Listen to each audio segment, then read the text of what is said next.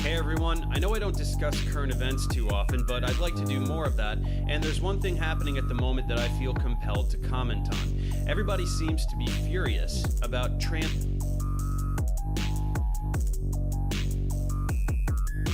So we have a person here who is a big fan, very big. We're going to read a few more of these on the envelope.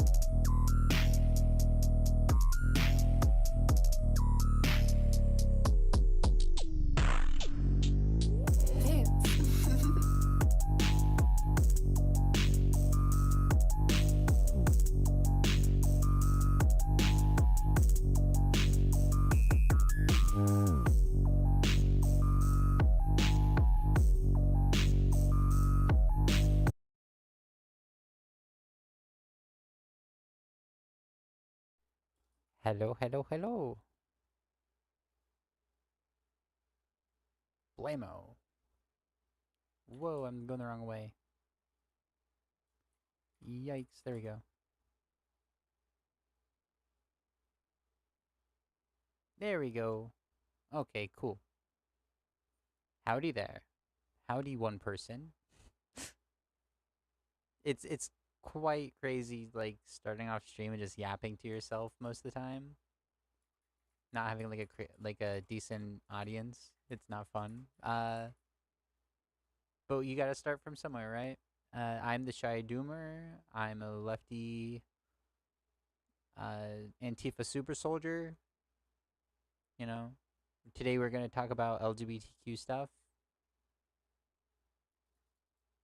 It's just gonna be vibing and scrolling, doom scrolling like always. We're just gonna be doom scrolling. I have in the side chat. Let's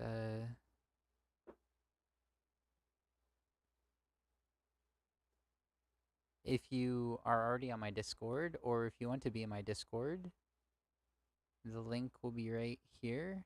Let me post it. Nope. We're just getting ready. Just getting everything ready real quick. This is a spontaneous chat. This is This is a spontaneous stream because yesterday covering what was happening in LA took way too long. Hello. Hello. You're gay too. Based. All all the gays, invite all the gays. We're going to cover why pride should be a thing and why anyone that is like why can't we have straight pride? Wah. They're stupid, stinky and their brain is made of mush, you know. Um so yeah, we're just vibing for a second while I get everything set up. If you want to debate or if you disagree with anything that I say, my DMs are open on Instagram and Twitter, so you can just message me there. I think I have a discussion coming up. Someone asked me to have a discussion last night, so that might be in the future. Yeah, so we're just vibing here real quick. Very gay. I like the gay. I'm gay. You're gay. He, she, we. We're all gay, depending on the way. Oh, fun little fact, because we're talking about pride and LGBTQ stuff. Did you know why the F slur is the F slur? Do you know why gay people were called that? Well, if you don't know, just like how they would burn witches, homosexuals would be burnt too. And what do you do? How do you make a fire? You gather a bunch of sticks. What is a bundle of sticks called? Okay, that's what we'll call these people. Crazy, right? The history of slurs. Most people that are homophobic don't even know that. They don't even know the history of where their homophobia originated from. It's pretty wild. Um, I'm I'm LGBTQ. I'm trans, obviously. So a lot of this will be about trans issues today. Not only because I'm trans, but trans are the wedge that Republicans are using to attack the entire community. If we go down, the G and the L and the B are next, right? So solidarity,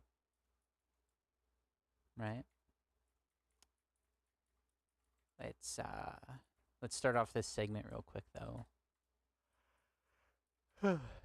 That stream was so long last night. Over one topic. There was just too much information, and there's like even more information out there about the LA protests. It's crazy. So I'm just gonna start off with this image right here. In America specifically, I'm a filthy American, so like every other country isn't real. Those countries don't exist. It's only America. America's the only real thing. Everything else is fake. They just are want to be America, right? So we're talking about America, right? So in America, there are people. Am I single? No. Hey, lady, am I single right now? Is she laughing? No. I didn't expect to get yeah. Oh, pretty based. What is it like living in a fake country? Yeah, your country is pretty gay friendly. America depends on the state, depends on the area, depends on like we're gonna get into that. So in America specifically, and honestly worldwide, in America, we got the Republican Party, and they're the anti-LGBTQ party, right? They wanted to claim back in 2016 that they weren't anti-LGBTQ, and this is the outcome of them trying to make a big net. So before this, Obama won. And between Obama's victory and Trump's victory, there was something called the Tea Party and the Tea Party movement. You swallow. Very nice. That's good to know. There was a Tea Party movement, right? And this was like the reconstruction of the Republican Party. And because they were trying to get more people on their side because they lost to Obama, which was like very yikesy. Like how could that happen? A colored man in the White House? Like I remember back then there was like racist talks about like, oh, now it's gonna be black supremacy and like a bunch of stuff. But like that all aside, they in 2016 tried to make a big net to get as many voters as possible to win the election, right? So they did stuff like this, which is in no way actually showing a support of the community. This crinkled old sharpied on flag doesn't represent like their actual ideology. Uh, I actually made a video yesterday, a 3 hour long video covering a bunch of stuff on the LA. So you should check that out. Some pretty base things and non-base things are happening over there. I won't go into detail, but so in 2016 they tried to make a big net to get as many voters as possible because they lost to Obama, and that was like a big yikes. So Trump being like the new version of Republican, the new era of Republican, very different than the the Bush administration. Try to make a bigger net. Try to be more inclusive. Try to make conservatism punk rock. You know. So they did these kind of things, and this stuff right here for years was utilized and pointed out. Like I remember talking to people during Gamergate, like debating chuds during Gamergate, and they would say like, hey, the Republicans aren't homophobic. The Republicans aren't anti-LGBTQ. You see, Trump had the Trump flag. Why, if we're so homophobic, then why do queer people vote for Trump? Hmm. Right. So we're starting off with this as the history, right? Um. Now, if we go back and we see the current state of affairs since then, we're going to go into hate crimes rising. We're going to go into the differences in hate crimes or violence or death or murder between non LGBTQ people and LGBTQ people. And we're going to go into the dangers of the right wing rhetoric and where it's led and where it's going, right? So, and this, we're going to go into laws being passed. So, this is where we're starting off. Bad faith, big net, give me your vote. Vote for the leopards eating face party. We promise we won't eat your face. In a way, yes or no. I would say lefty is it's I think your Overton window is following us pretty quickly. Depends on the country, right? So this is where they started off at with this fake. This is like this is no different than pride capitalism, like LGBTQ capitalism, queer capitalism, whatever you want to call it. And wait, where is it at? Where are you at? And this is where we're at now. So this kind of stuff starts off with talking heads, right? This kind of stuff starts off with trans people wanting to be able to go in the bathroom that they identify with, wanting to participate in sports, wanting to be in society as a whole, right? So this starts off as like talking points, and we get reactionary people like Matt Walsh, the entire right wing media, Charlie Kirk, Matt Walsh, what's this loser's name? I can't remember this loser's name, but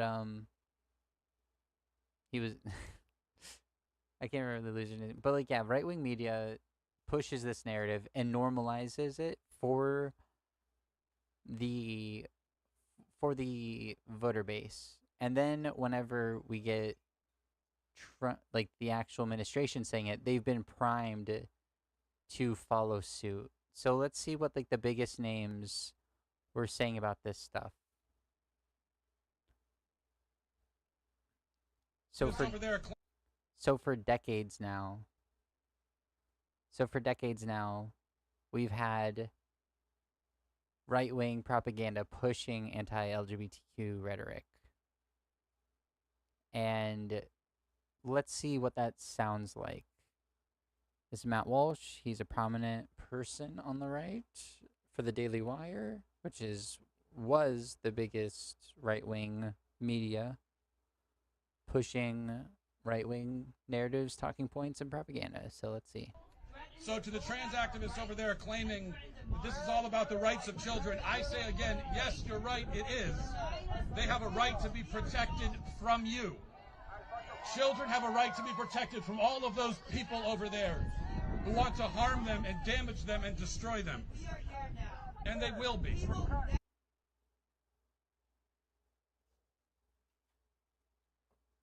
So, whoop, that's really loud. Let me turn my headset down a bit, blowing my ears out. So, how did we get from this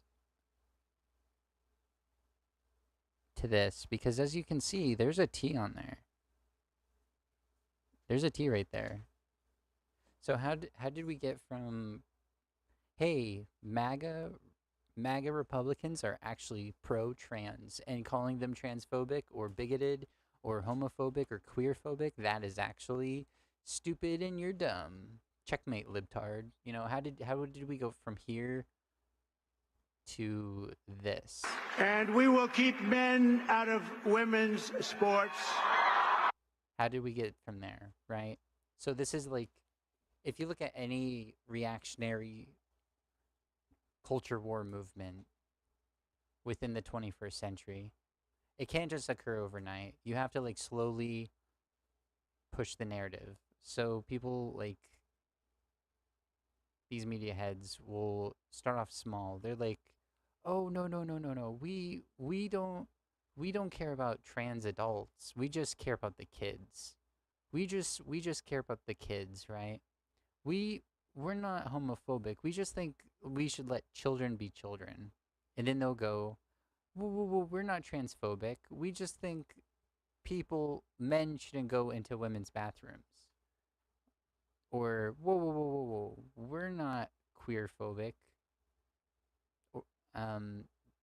Kids should be kids. No one should be able to go, like, they don't need to learn this stuff in school. You're sexualizing children in school by teaching LGBTQ history and the existence of them. So they start off there. We're not transphobic. We just don't think men should participate in women's sports. And then slowly and surely, we get further and further along whenever the rhetoric, because you're already bringing in children and like a danger to children. Obviously, anyone that is against that danger to children is a predator and wants to harm children, obviously, right? So we get people like Joe Rogan, we get like the right wingers saying it. So this is someone that's been extremely consistent this entire time, right? This is Nick Fuentes. He's been extremely consistent this entire time when it comes to his rhetoric against being anti-LGBTQ. So first off, we start with individuals like this. We start off with individuals like this. This is later on in his career, but his rhetoric has been extremely similar. So we have niche people back in 2016 that would say stuff like this. If you really believe in Christianity, we have a different religion than these people, than the rest of these people in this country. We have a different religion than these Jews. We have a different religion than these liberals. What is your true religion? Because, of course, we believe that these things like transgenderism and homosexuality and feminism and usury and liberalism itself, these things are sinful. These things are wrong. Democracy is wrong. Feminism is wrong. Contraceptives are wrong.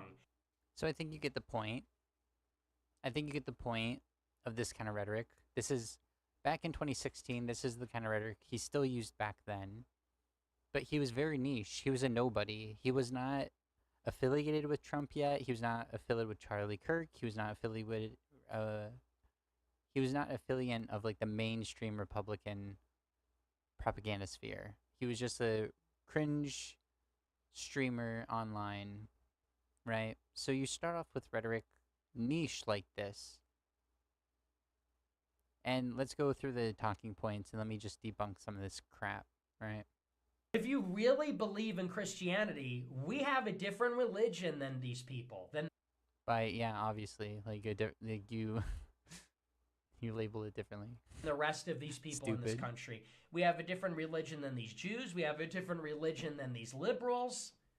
I wouldn't say Christianity is Christianity, even if they're liberal Christianity and not like a right-wing Christianity. It's not a different religion. It's just like your different interpretation about the religion, right? What is your true religion? Because, of course, we believe that these things like transgenderism and homosexuality and feminism and... Notice like these are all movements to try to equalize the playing field for marginalized people, right? Which we will get into to prove that they were actually marginalized later on. Well, let's just do that real quick. Okay, Nicky boy. New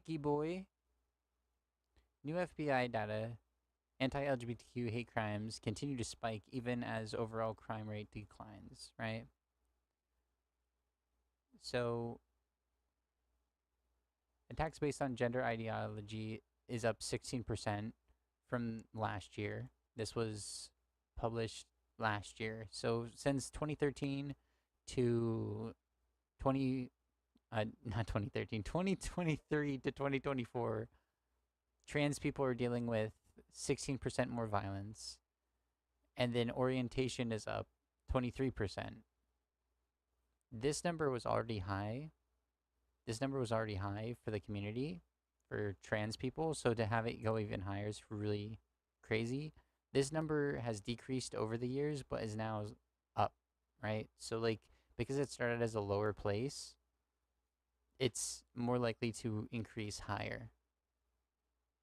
FBI today released its annual report back at hate crimes number for the prior calendar year, and for its 2023, the hate crime data released to incidents targeted members of the LGBTQ community once again shows disturbing record-breaking numbers. Even as violence in the nation overall is continuing to drop, reports of hate crimes incidents targeting people for their sexual orientation or gender identity is rising. Every lesbian, gay, bisexual, transgender, queer person in this country should be free to live their lives without fear that we'll be a target of a violent incident purely based on who we are and who we love, said Kelly Robertson, Human Rights Campaign president, right?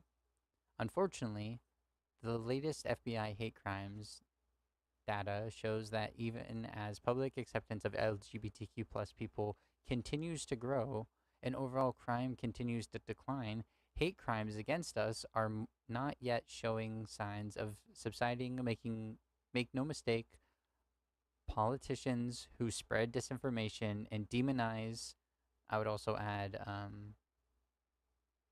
demonize our lives are contributing to this violence.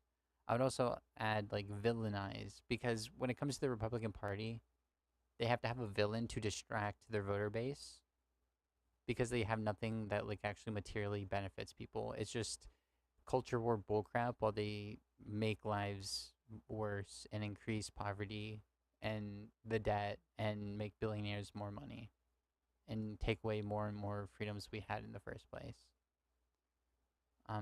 The FBI reported note that there were 2,402 record incidents relating to an alleged victim's sexual orientation in 2023, up to 1,947 the year before, and 547 relating to alleged victims of gender identity compared to 469.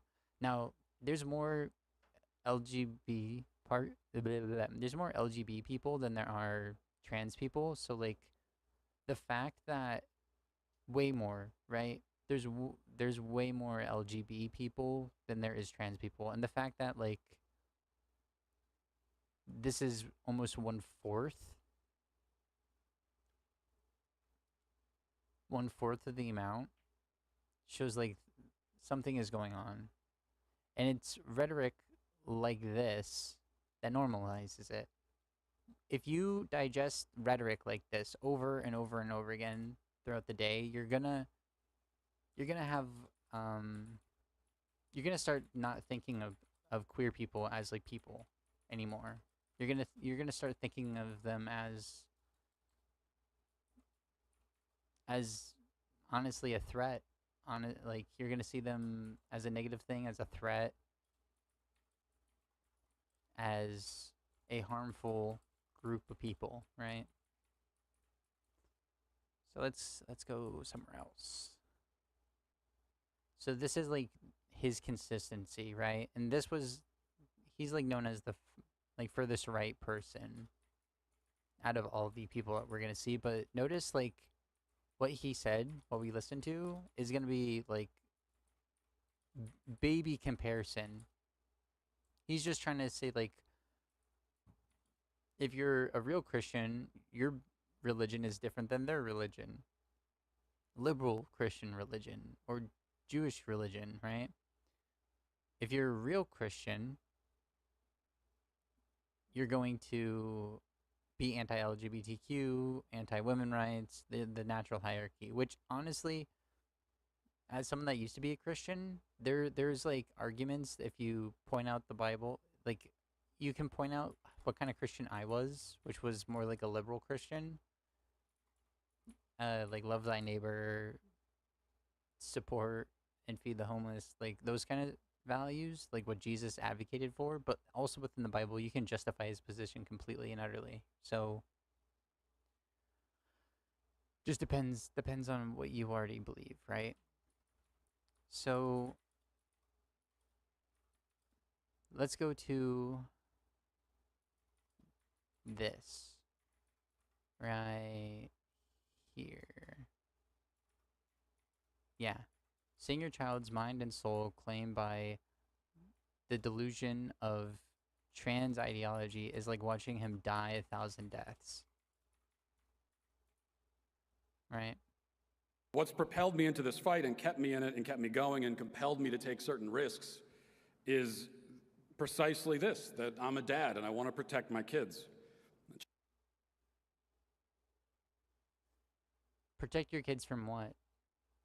I'm pretty sure the queer cabal is not coming after your kids, Matt. I like if anyone, if anything, the queer cabal is just trying to make your kids be more accepting of other people than you are, or is advocating for that, and advocating if they end up being queer, because who knows?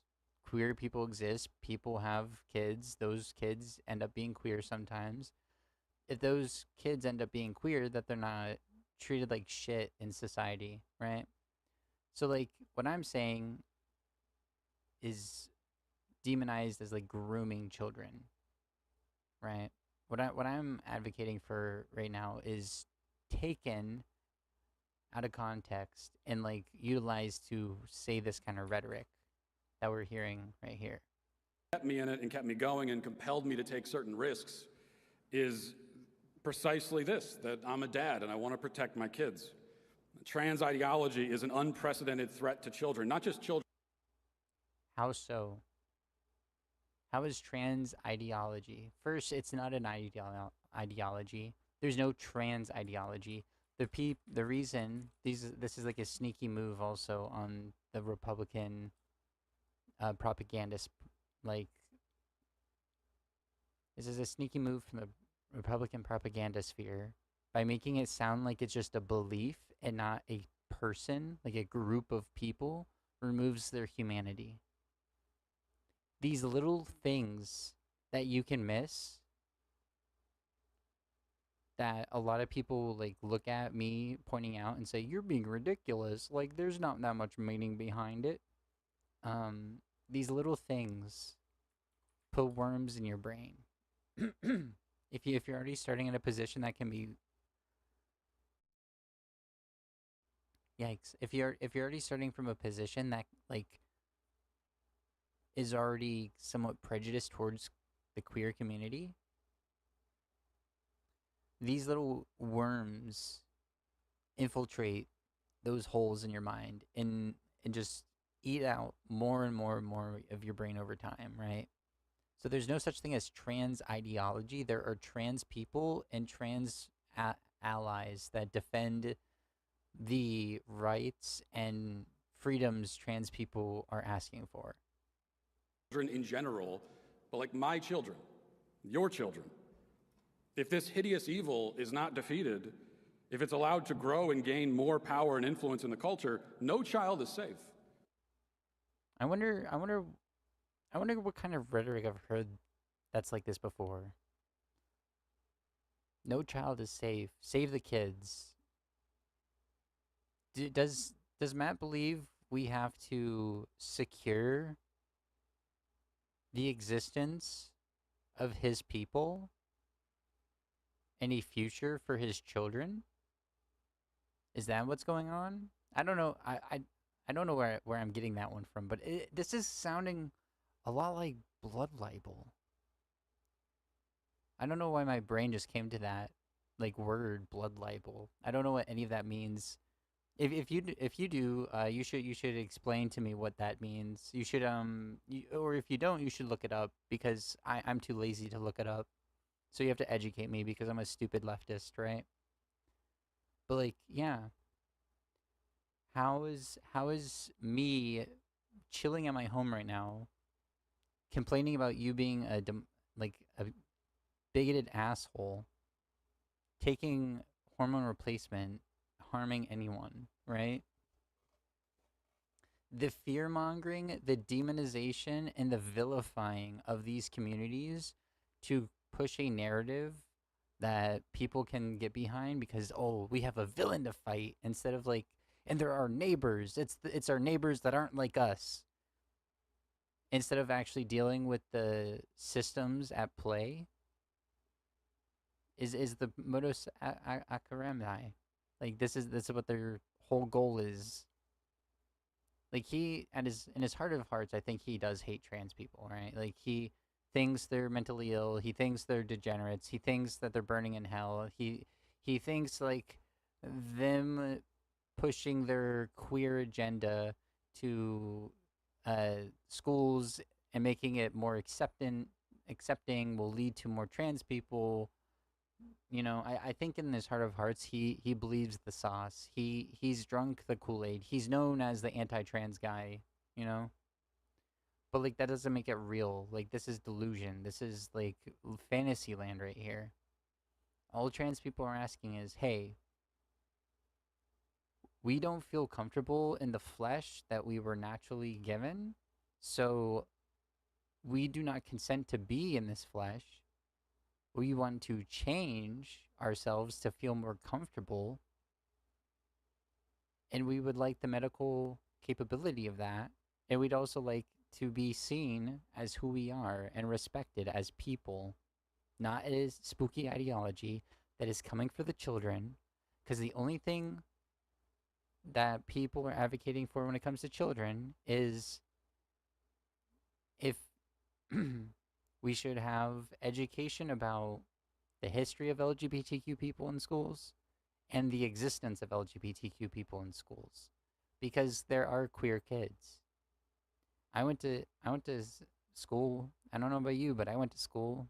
There was gay kids, there was lesbian kids, there was bi kids.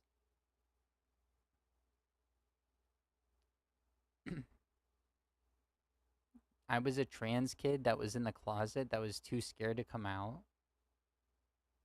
I knew like every night I would pray that I would either the demons get away so my like body wouldn't, so I would not be upset with my body, like the demons whispering in my ear to say that you want to be a girl, you are a girl, this body isn't right. I would pray that those demons would go away, or I'd pray that I would wake up in a body that I'm comfortable with every night. Anything like, God, please help, please help. So this whole ordeal is crazy. Like, queer kids exist, queer people exist, and every queer person on the planet has been a child before. So yeah, it's not something you choose. I didn't choose this. Gay people don't choose it. Lesbians don't choose it. Bi people don't choose it. They just like what they like, and they are who they are. You can't. And this kind of rhetoric of like, we have to deal with this. There's only one real solution. Yeah, Yosh, you were a gay kid too? Nice. No child is immune. We've all heard the horror stories from parents whose kids fell prey to the trans cult. Seeing your child's mind and soul claimed by the delusion is like watching him die 1,000 deaths. The only delusion here is his take and his perspective. The only position and belief a trans person has is, I am uncomfortable with my body. And we have medical evidence showing that the best route of dealing with this uncomfortable feeling, this gender dysphoria is what it's called, is to medically transition. But kids don't medically transition. At most, a child takes a child takes hormone blockers, which is something that people with precocious puberty have been taking. Like, kids with precocious puberty have been taking since the 70s. They're on puberty blockers if that's what's seen medically beneficial for them, because they're constantly going to here's the full step. First, child comes to parent or guardian and says, I don't feel comfortable in my body. I don't like this. Or the parent notices like certain behaviors. They take them to the doctor and a therapist. The doctor and therapist has a question tree to go down every single time they go, because they go there consistently. And it's not to say, oh yeah, you Yeah, Johnny, you're actually Jane. Yeah, Johnny, you're actually Jane. That's not what therapists do. They're like, "Are you sure this is right for you? Are you sure this is right for you? Are you sure this is right for you?" It's constantly questioning to make the child question their own feelings and beliefs. Because through that, if a child pushes back through that consistently and persistently, obviously there's something there. So the first step would be social transition. If Jane, dead name Johnny, if Jane chooses that I rather dress up more feminine, they're going to be like, okay, try that out. Let us know if that makes you feel better. And then it's, are you sure this is right for you? Is this actually making you feel better? Are you sure this is right for you? Is this actually making you feel better? From the therapist. After social transition, then comes later on hormone blockers if it's consistent and persistent for months to years in a lot of cases. And there's like multiple opinions have to be made. So, like, when it comes to kids, there's like hurdles you have to get over. There are guidelines. We can look up the guidelines.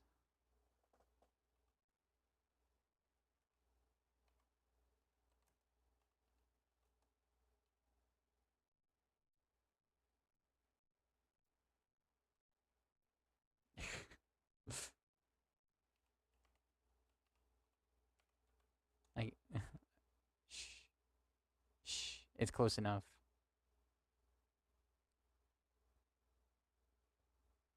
Where is the HHS? Um, American Health Association. American Health Association. The APP ensuring comprehensive care support for transgender children.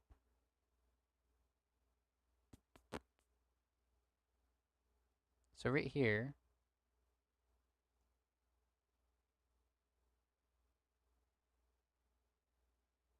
ensuring comprehensive care and support for transgender and transgender diverse children, right? So we have guidelines. We have guidelines. We have studies that show these people are consistent and persistent, right? So like this whole narrativization of like, oh, my child is dying. My child is dying is such a victimhood complex. And it's like you you expect them to be a certain way and they're not that certain way and you're upset about that, right? It's an unspeakable horror, and the only way to make absolutely sure that this never happens to my kids is to burn the whole ideology to the ground. It's not an ideology, it's a group of people. So how do you burn a group of people to the ground? Is what he's saying. Like, how do you destroy an ideology that's not actually an ideology, but like a group of people? He's saying burn the trans people to the ground. Like, there's no ideology here. I was trans before I knew what trans was. I had these feelings and desires of not wanting to be as like phenotypically masculine before I knew what trans was. You can't burn a feeling away. You can't burn someone's core identity of who they are. People don't choose to be Christian, typically speaking. People don't choose to believe the things that they believe. People don't choose to feel the way that they feel. People don't choose to love the people who they love. So how do you do that? If not by just like eradicating trans people from public life. But this is the narrative. You to your audience, you separate the personhood from the thought of the person. You make scarecrows of them. You make a spooky, evil, scary scarecrow that they attack, right? And it's not a real person. It's actually a predator trying to hurt kids. So any action against them is justified. They're just a delusional, crazy predator, right? And this is American Principles Project. This is a Republican backed group and project. To destroy it. Cheers. To rip it up by the roots and throw it into the fire. It's the only way to be sure. As a father, I know this is the surest way to protect my kids.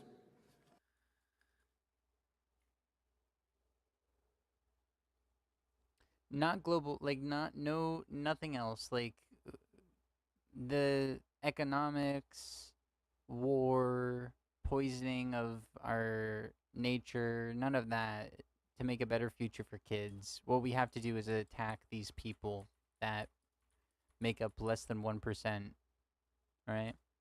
This isn't the only one. We also got Be no middle way in we also got this loser saying the same thing. And this is CPAC. This is the Republican Conference, CPAC. There can be no middle way in dealing with transgenderism. It is all or nothing. If transgenderism is true, if men really can become women, then it's true for everybody of all ages. If men can become women. No, men can't become women. Trans people were always the thing that they were. They just were either in the egg about it or closet about it. Stupid. What they do a lot of time too is there's no difference between sex and gender. They're anti-intellectual, they're anti-science, they have no facts. All the facts point against them, so they have to utilize fear tactics and like dehumanizing, vilifying propaganda, right? Like I think it was Georgia. I think Georgia did a meta-analysis on like trans health.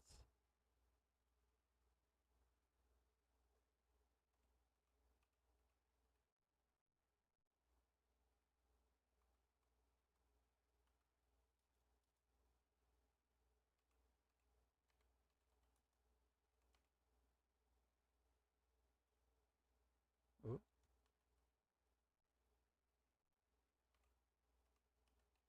I can't spell. It's okay. We'll figure it out. What bill was this? Oops, study organized by Utah. My bad. Fake lefty news. Study organized by Utah Republicans find gender-affirming care benefits trans youth, right? So, like, they did this huge meta-analysis. This week, the department delivering their long-awaited over 1,000-page report, which is dated August 6, 2024, to Utah lawmakers. The report's authors found that the consequences of the evidence supports the treatments are effective in the terms of mental health, physical outcomes, and induction of body changes consistent with the affirming gender in oh man, my eyes. Pediatric GD gender dysphoria patients. So like what they're saying right here is all the fear mongering about trans kids, like you're harming kids. It's all false. 1,000-page report orchestrated by Republican lawmakers. Fine, like they're full of shit, you know. The authors added that the evidence is also supports that the treatments are safe in terms of changes to bodily bone density. That was a big argument, like, oh, their bone density is bad. Wah. Cardiovascular risk factors. Oh, they're gonna have heart attacks. Wah. Metabolic changes and cancer. Trans youth had receive gender affirming care where within the boundaries of normal, non pathological ranges for the conditions. For example, trans women typically realized adult BDM bone mineral density levels that, while lower than their pre-transition potential, remain in the normal range for healthy cis women. So like bone density, this also right here proves like the advantages of like cis men over cis women typically that you can find is also reduced. So like all through and through, like they're just so full of shit. Utah Republicans.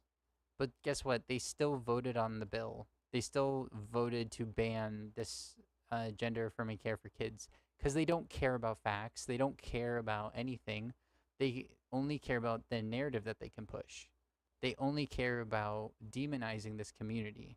So once again, these people are just charlatans.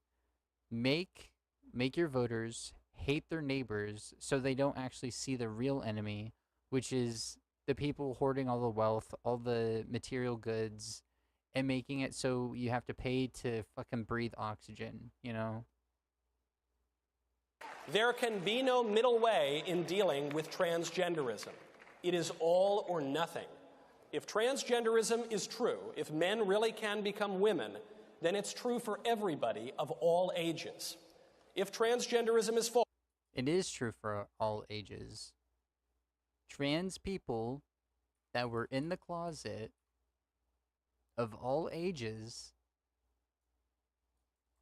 can transition and come out of the closet and show who they really are. True. False as it is. It's not. And your own evidence points, all scientific data says otherwise.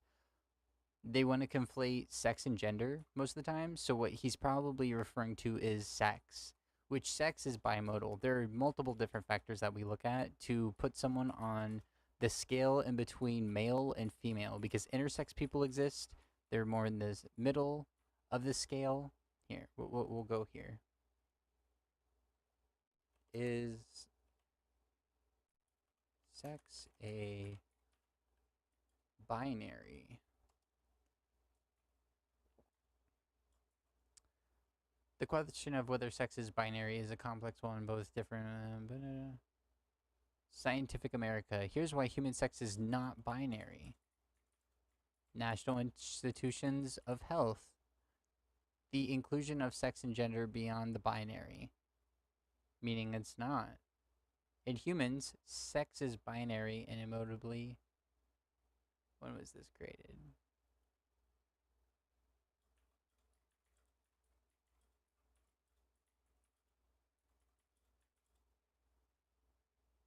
Department of Genetics. So for the article says nothing. Well,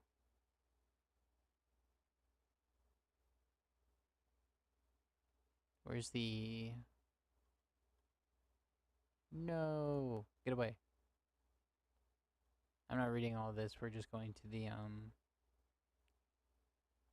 conclusion.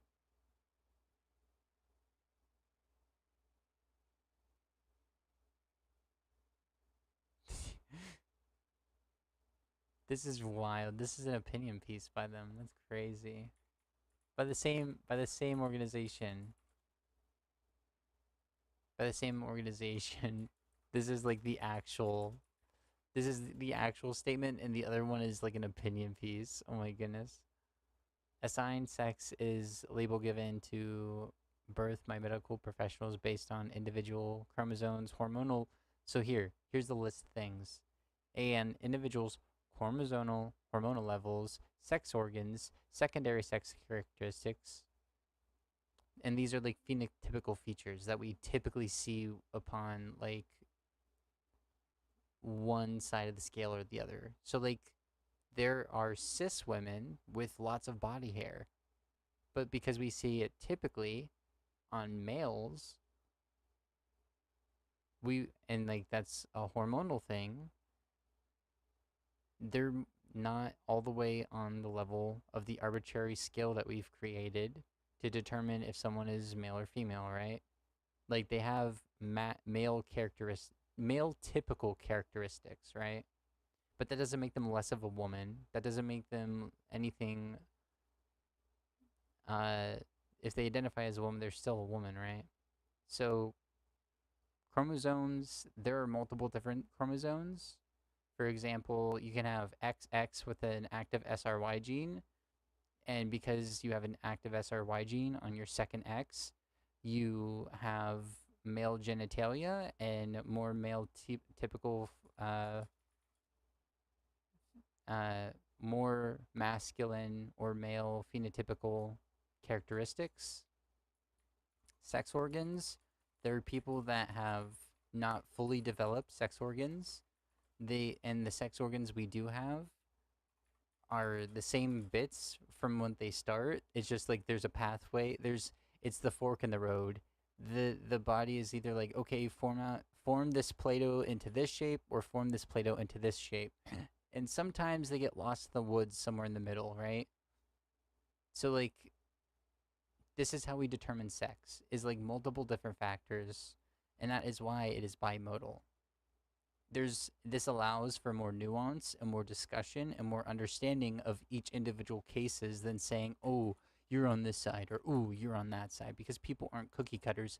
There are people that are called chimeras that have some parts of their body that are male and some parts of their body that are female, right? So like there's so much nuance to this, and having a black and white understanding or labeling of this is not beneficial to science and the evidence or the furthering of discovery when it comes to science. So he's talking about male and female, which you can absolutely change your sex characteristics, right? You can change your sex organs. You can change.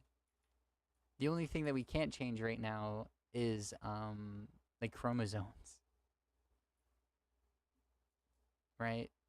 You can take HRT, which changes hormones. So which one of these can't be changed? Chromosomes can't change. Hormone levels we can change. Sex organs we can change.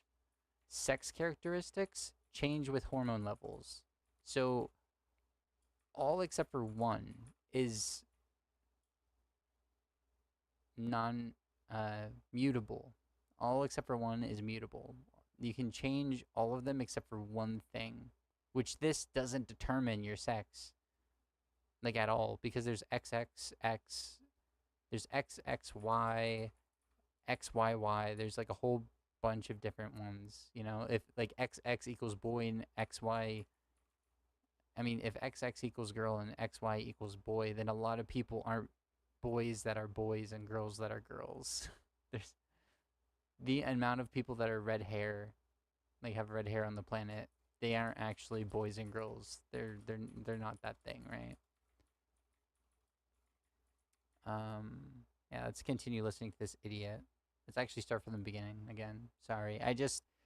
There's so much info about this, and like the nuance is so deep, and these fucking nincompoops, these absolute troglodytes, just yap and talk about their feelings and demonize people. They're demons. Like, these people are demons, you know? There can be no middle way in dealing with transgenderism. It is all or nothing. If transgenderism is true, if men really can become women, then it's true for everybody of all ages. If transgenderism is false, as it is, if men really can't become women, as they cannot, then it's false for everybody too. And if it's false, then we should not indulge it, especially since that indulgence requires taking away the rights and customs of so many people. What are the rights and customs being taken away? What are the rights and customs that are being taken away from people for trans people having rights? is your right to participate in a sport taken away because a trans person participates in the sport? Is your right to go to the public bathroom you identify with taken away if a trans person goes to the public bathroom that they identify with? Like the victimization of these ghouls, like the victim is like it's so pathetic. It's so pathetic. If it is false, then for the good of society, and especially for the good of the poor people who have fallen prey to this confusion, transgenderism must be eradicated from public life entirely. The whole preposterous ideology at every level. Like I already said, there's no such thing as transgenderism. There's no such thing as transgenderism. That is a right-wing talking point. That is a right-wing word. Trans people didn't come up with it. Queer people didn't come up with it. Doctors, psychologists didn't come up with it. It's a way to make people sound like a idea. The only way you can get rid of, finger quote, transgenderism is by getting rid of trans people. And how do you get rid of trans people? You do bathroom bans. You do social bans. You make their medical treatments that, even with their own studies, show is beneficial and works. You make those illegal. You bar trans people from public existence. Right? So even if you believe in like, oh, transgenderism, right? You're still eradicating the existence of trans people from public life. They have to go back in the closet. That's the outcome that you're advocating for.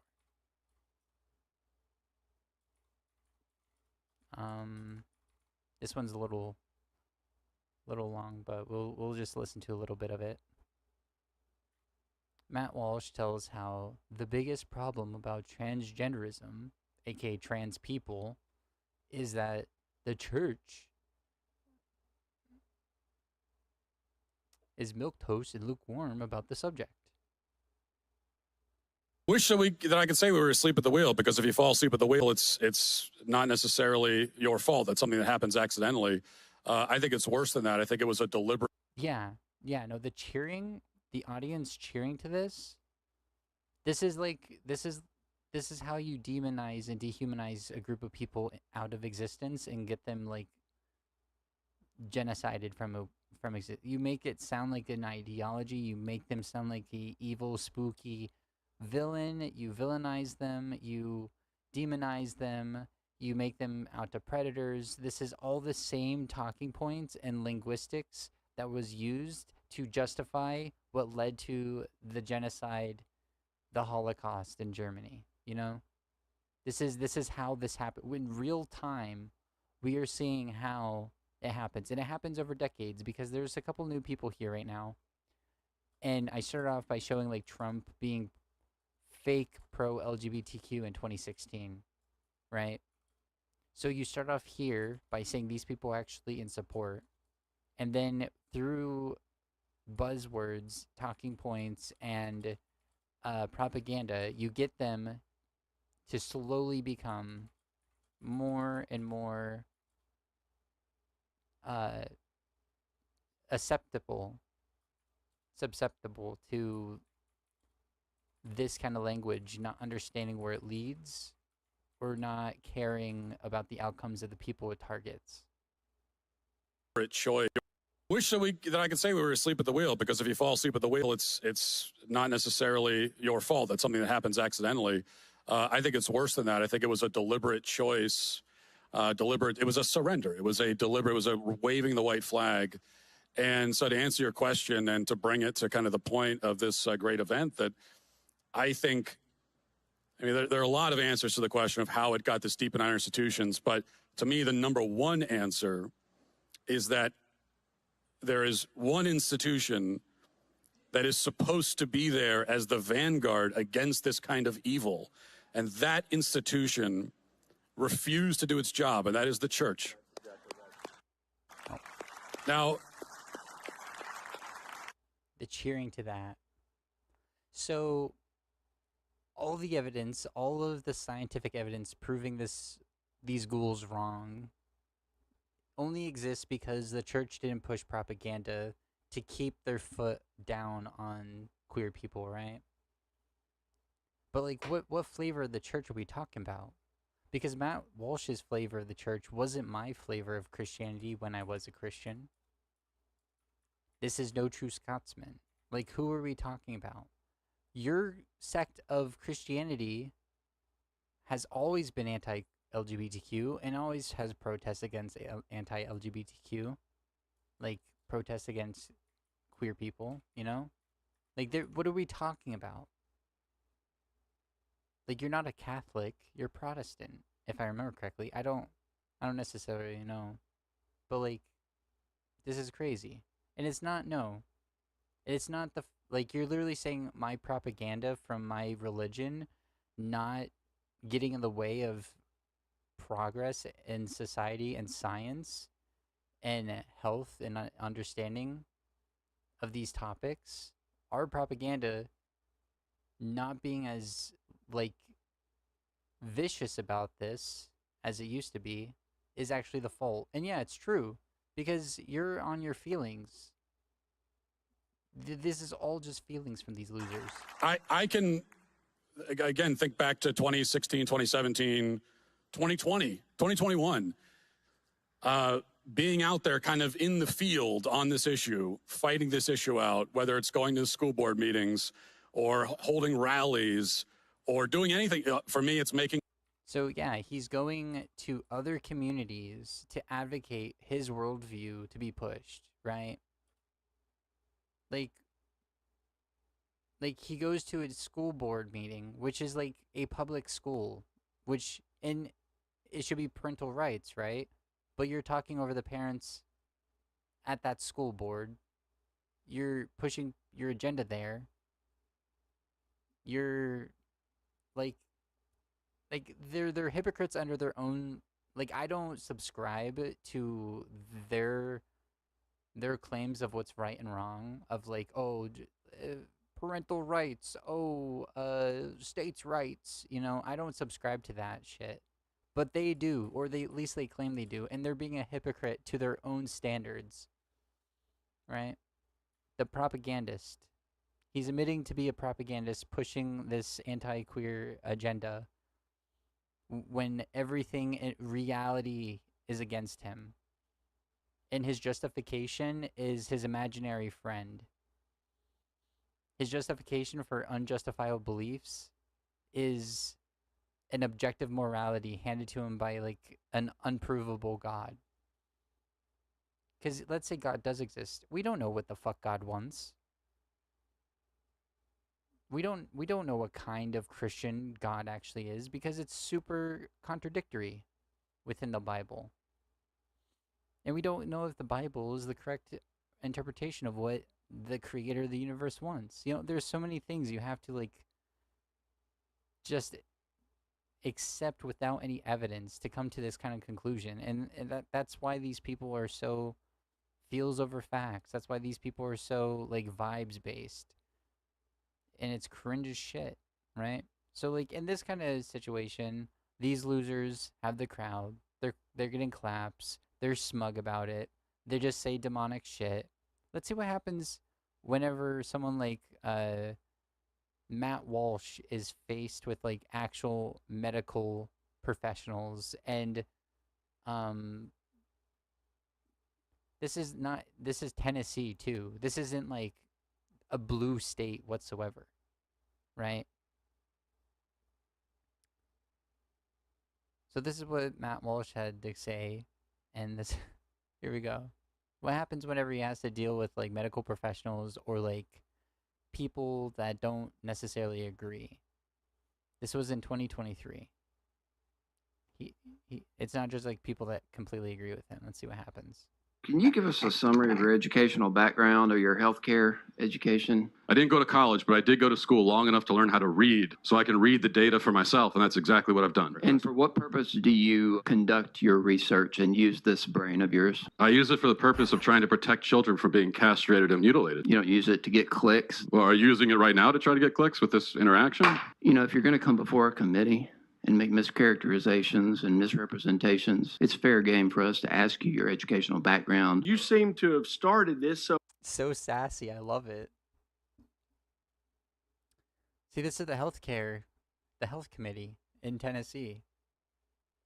They understand the American Health Association standards. They understand the American Psychiatric Association standards. They understand the World Health Association standards and the evidence that have provided those standards and created those standards. This isn't like ooh, we have to be nice to these people because, like, they're people too, and let's be hippies and vibe. Yeah, we let's be nice to the trans people. No, LGBTQ people as a whole. Like, no, this is we have verifiable evidence showing this is what works best for this community. This is the facts of the matter. This is what we should do. So you look for evidence, and then you make guidelines based on that evidence, right?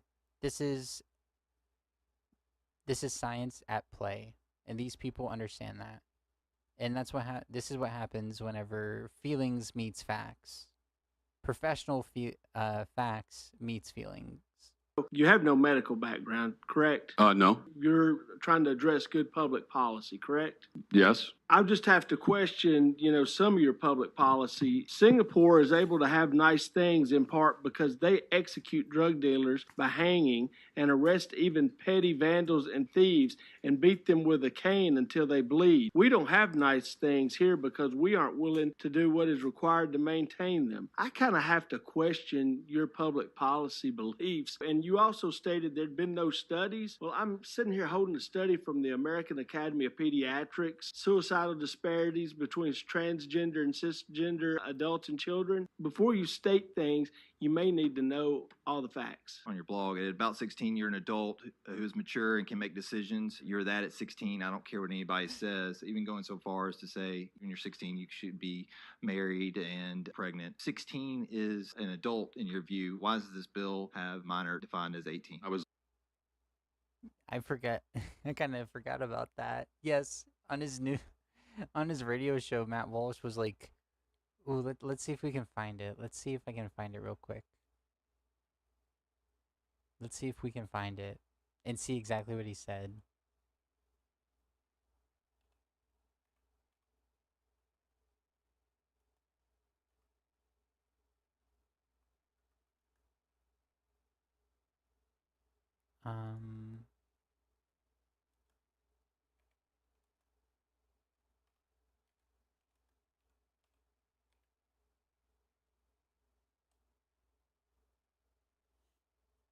Let's see if we can find it. Yeah, here it is. It is not. In fact, ever since the beginning of time, teenage girls have been getting pregnant. It used to be more common. The peak, ever since they started keeping records of these things, which they only started doing recently, like in the 20th century, but ever since they started keeping records, in 1957 was the peak for teenage pregnancy. 1957. Not 2009, well, back not then, today. All of them were supposed to have kids. Like, that's when you had kids. That's my point, okay? So to all of a sudden act like this phenomenon of girls getting pregnant at a young age that we consider young, 16 or 17, to act like it's a new thing is ridiculous. It's always been that way. Even biologically, and this is me just stating, I'm just, right now I'm going to start by just stating facts. He's just stating facts, guys. What he's about to say next, he's just stating facts. Like, teenagers got pregnant a lot back in the day. It's just facts. Let's see what his facts are. He's just stating facts. Facts. So fact number one, it's not a new phenomenon. Fact number two, in fact, it's a phenomenon that was more common earlier in history, and for the first 6,000 to 10,000 years of human existence, it was a normal thing. Fact three, girls between the ages of like 17 and 24 is when they're technically most fertile. Yeah. 17 to 24 is technically most fertile. Okay. These are just facts. These are just facts. Okay? That's biological. That's a fact, all right? I'm just stating facts. That's all I'm doing. But what happened recently, and this is the fourth fact, recently in the last 30 years or so, we decided that that's way too young to start a family. Why? And because now divorce rates would probably go up, and once you're that young, you can't really make sure that you know. No, girls are no. Because girls were getting married early, and marriages were lasting longer. You very rarely hear about like these relationships that go to their what is it, your diamond anniversary, your 50th anniversary, and all this. That's a dying breed of people out there. Yeah, and those were all people that got married very young. That's why they're still alive. Yeah, that's why.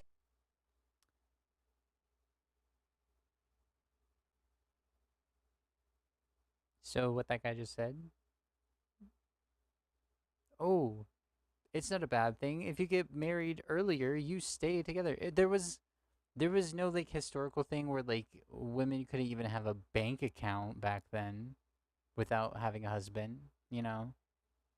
There's nothing that was like materially holding them to it. There wasn't like a social outcasting and prejudice towards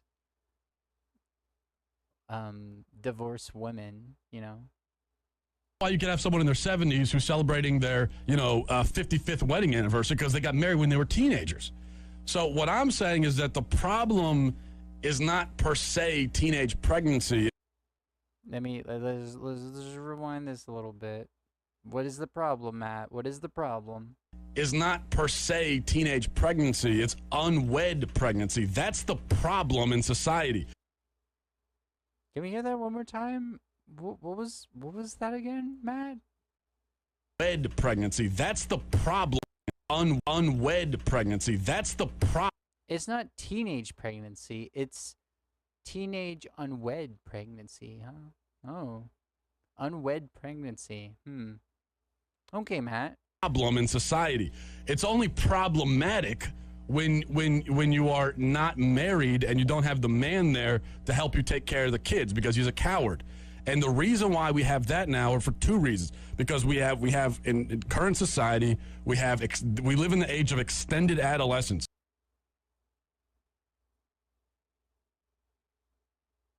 I like this meme right here.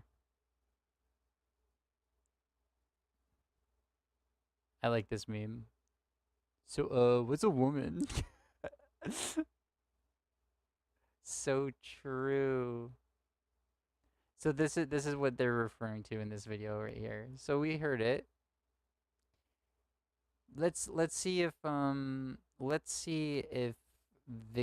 this man is about to frame anything wrong, right? Let's see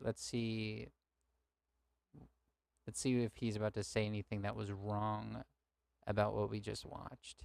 Because remember, folks, it's not teenage pregnancy isn't a problem.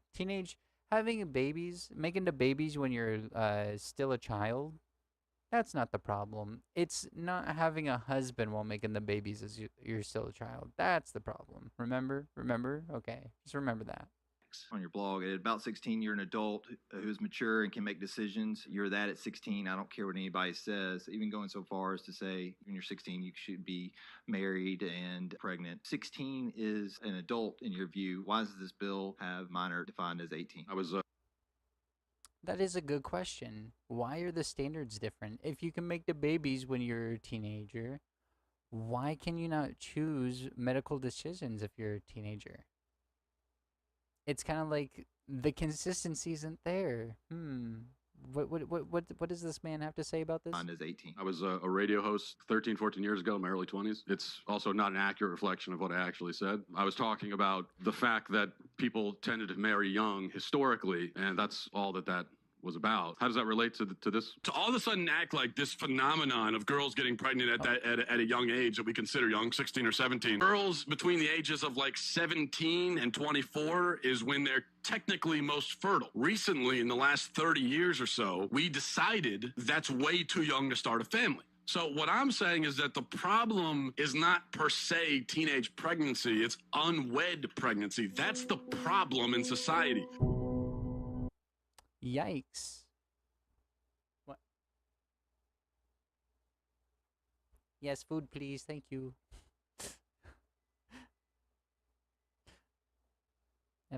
Someone's making me food. It makes me happy after seeing this creeper right here. Yeah, no. Who's the predator? There's a fun saying on the left that every accusation is an allegation. Right? Did I get that backwards? Did my dyslexia just flip that? Every accusation is an... My brain is so cooked. I need food. I'm so glad she's making me food. This pedo freak just fucking melted my mind right now. But like, yeah, we're seeing like in front of medical professionals, like the health committee right here. He ain't got shit.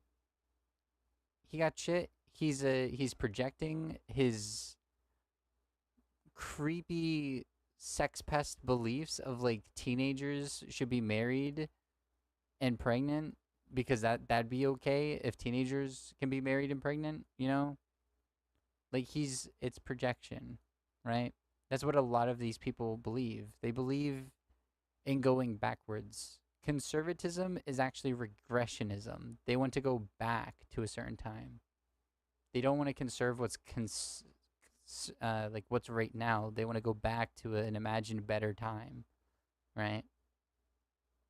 So this is something that happened December 4th, 2024. Right before right before Trump got into office. There was... Where was this? Yeah, right before Trump got into office. He did this speech, right? So like let's see how the rhetoric has changed even from this time right here. Let's see how like thick he lays it on in comparison to that time. So to the trans activists over there claiming that this is all about the rights of children, I say again, yes, you're right, it is. They have a right to be protected from you. Children have a right to be protected from all of those people over there who want to harm them and damage them and destroy them. And they will be. By following the science, evidence, and proof that gender-affirming care for minors is effective, by doing that, we want to harm kids. Okay. Hey, you should show some like scientific evidence that that's the case. You should show some. You're talking about your feels right now. You're talking about like your delusions, brother. Where's your evidence? I don't think it exists. They are going to lose. They are losing right now. We are not going to let them harm our children. This case is just the beginning of the fight. It is not the end. We are not going to rest until every child is protected, until trans ideology is entirely erased from the earth. That's what we're fighting for, and we will not stop until we achieve it.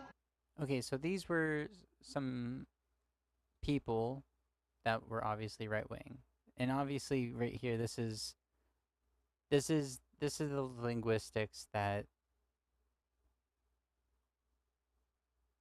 from... Where you at? Where you at, Trump? We went from this to literally blood libel against trans people, even though, like, I thought Trump and Republicans were for them, right? So now let's see, like, the outcomes, because we already covered a little bit of that.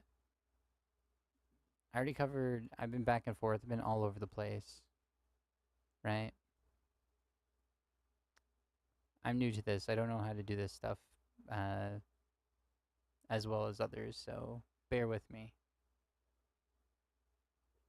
So, nope, not small enough yet. Not big enough, actually. There we go. Okay, so LGBTQ people are 5 times more likely than non-LGBTQ people to be victims of violent crimes. So, research analyzed pulled data from 2022 to 2023 National Crime Victimization Survey, a nationally representative sample that documents experience of victims, right? So results show that LGBTQ people experienced 106.4 victimizations per 1,000 people, compared to 21.1 victims per 1,000 people for non-LGBTQ people. The numbers are crazy different, and it's because of rhetoric like this. You can't tell people over and over and over again that these are groomers, these are pedophiles, these people want to harm your children, they're mentally ill, they're trying to corrupt society. You can't say that over and over and over and over again to your audience and not expect them to act upon it. The more this rhetoric gets normalized, the more these rhetorics get normalized, the more this number will increase. You can't just demonize a group of people and do blood libel against them, or like say that they're spooky predators without line go up. You're giving people a reason to make line go up. Right? Now, once again, people want to say like, oh, Republicans aren't, there's no oppression of LGBTQ people in America. Those are just all your feelings. Like, you're just crazy. They try to gaslight queer people all the time. But this right here is an anti-trans bill tracker. Like, oh, trans people aren't oppressed. You're just crazy, right? So this is a bill tracker. In 2025, anti-trans bills continued to be introduced across the country. We track legislation that seeks to block trans people from receiving basic health care, education, legal recognition, and rights to public existence. Right? So far, 113 have passed. 732 are active, and luckily for us, 78 have failed. Altogether, almost 1,000 bills in 49 states. Right? So this is a nice little website that goes in all of it, and it shows you the increase. Wow. So in the beginning of Trump's, during this era, look how few bills were passed. During this era, or not even passed, but like pushed, right? So considered is 143 bills, only 18 passed that year. So this is when the rhetoric was really thick of like, oh, trans people aren't oppressed. Oh, and because like centrists and anti-trans, like transphobic people don't actually listen to the community, this behavior just can start increasing. So every year, it's only gotten worse for trans people. Oh, you're just crazy. Trans people aren't oppressed. There's no oppression. Nowadays, instead of saying like, oh, you're just being crazy, Republicans aren't anti-trans, they're saying, oh, these bills aren't anti-trans because trans people don't deserve these rights. That's the new argument, right? In 2025 so far, 113 have passed. We're not even fully through the year yet.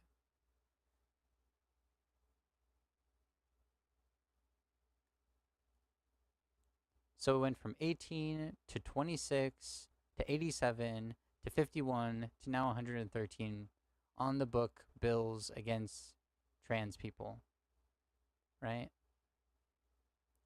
The worst state is Texas with 130. The reddest state, like one of the reddest states. Another one. Notice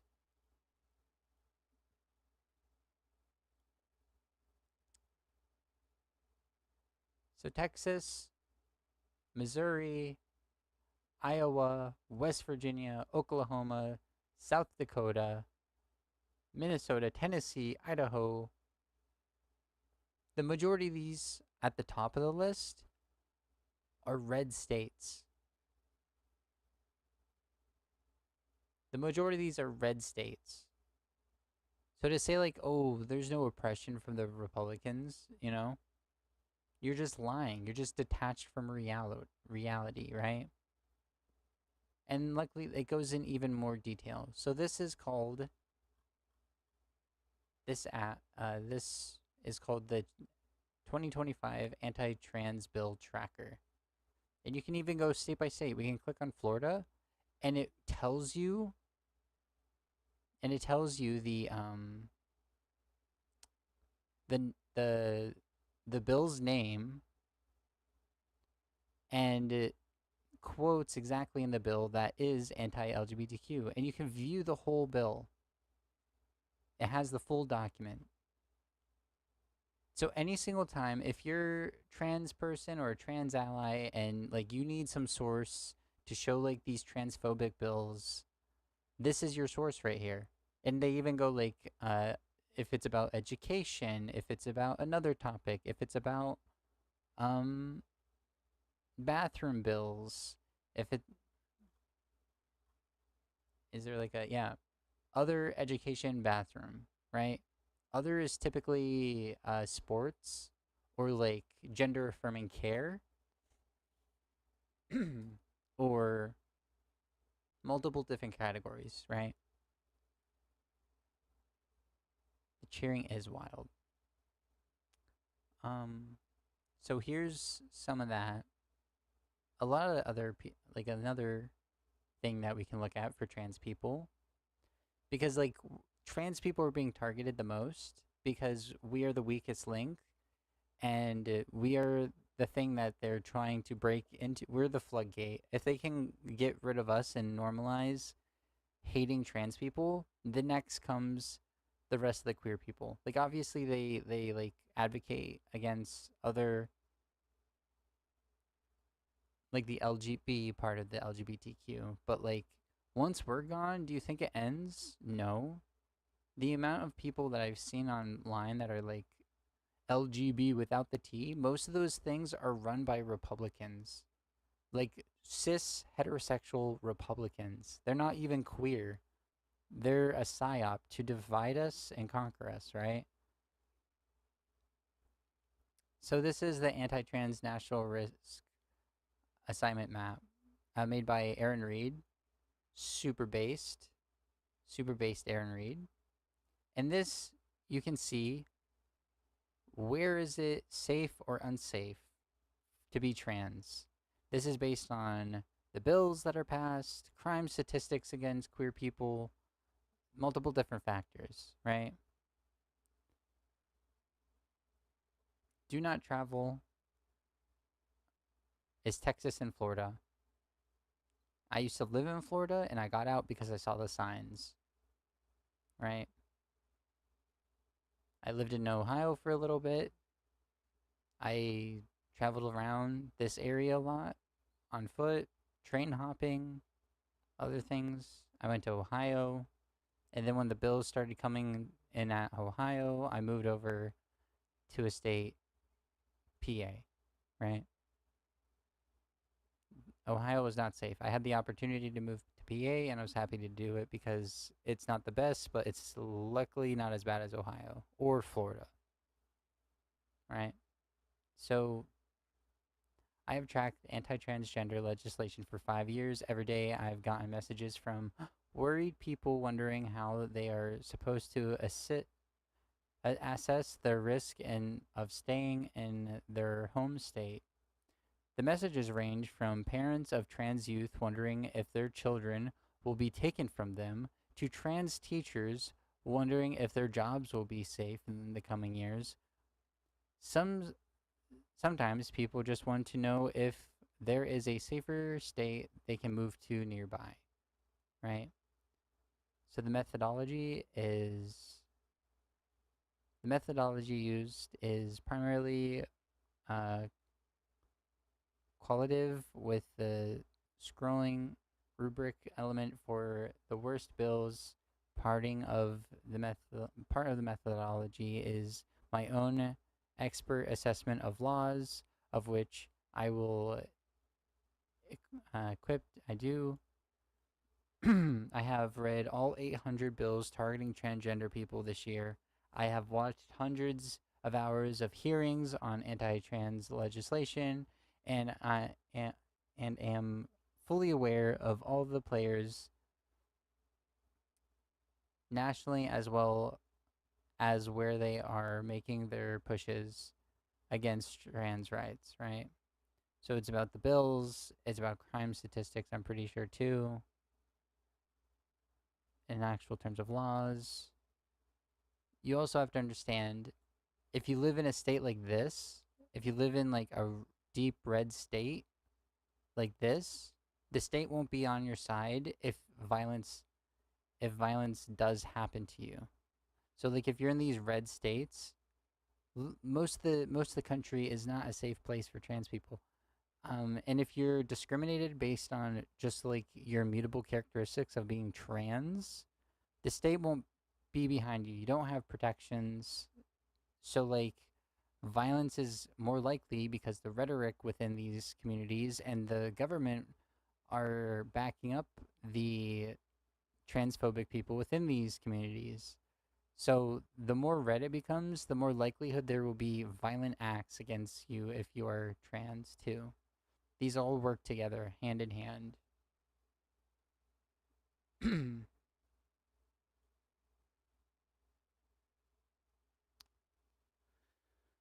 already saw that. Once again, the new FBI data, anti-LGBTQ hate crimes continue to spike even as overall crime rate declines, right? So crime rates in America have declined since the 90s. There was a little bit of a spike during COVID because a lot of people lost their job, a lot of people were in poverty, a lot of like society was like on question, so there was more crimes that increased. More people were at home doing nothing, right? So like that, these things can lead to more criminality, so it spiked a little bit. And since COVID's done and the lockdowns are done, it's dropping back down again. But even though it's dropping back down, the anti-LGBT if we looked at the 2024 data, it's going to be even higher. Because if you think someone like this that repeats what the bigots say, emboldens bigots, right? So we went from this to this. And this stuff from the president. And we're going to stop the transgender lunacy. And I will sign executive orders to end child sexual mutilation, get transgender out of the military and out of our elementary schools and middle schools and high school. Yeah. Notice how we went from this to him completely repeating what Matt Walsh and... Is that Tim Walsh? I don't know who that is. I can't remember his freaking name. He was in a... I know he was in a gay sex scene in college, though. But he's repeating what Matt Walsh is saying. This is Matt Walsh's rhetoric for years now. And we went from this to him repeating the eradication language of Matt Walsh. With the stroke of my pen on day one, we're going to stop the transgender lunacy. And I will sign executive orders to end child sexual mutilation. There's no child sexual mutilation. Children cannot get bottom surgery. That's for adults. There's very rare, there's maybe 1 or 2 cases in the Western world. And I had like multiple different doctors on it. And it was because the minor, the child,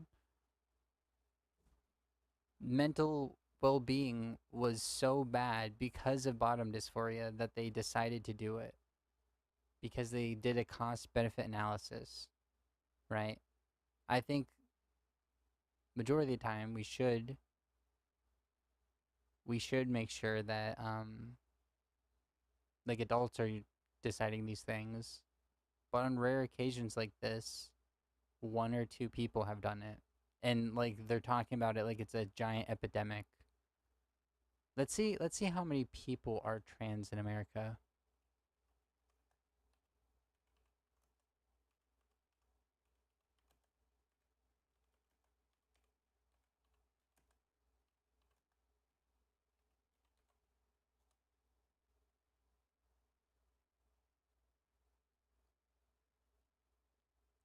Zero 0.6% of the population ages 13 and older, and 18 or older, 0.5. So we're fear-mongering about almost less than half of a percentage of the population. We're acting like this is such a big deal.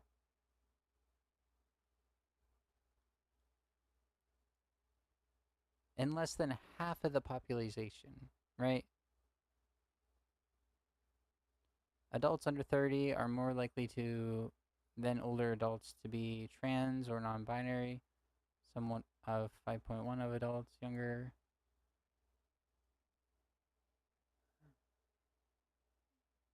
What is the overall number? I just want the overall number.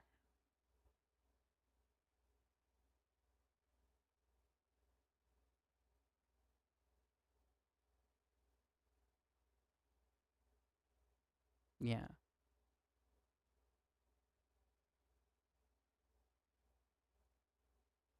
Yeah. All 1.6. All adults. And this is also adding non-binary people. So non-binary people,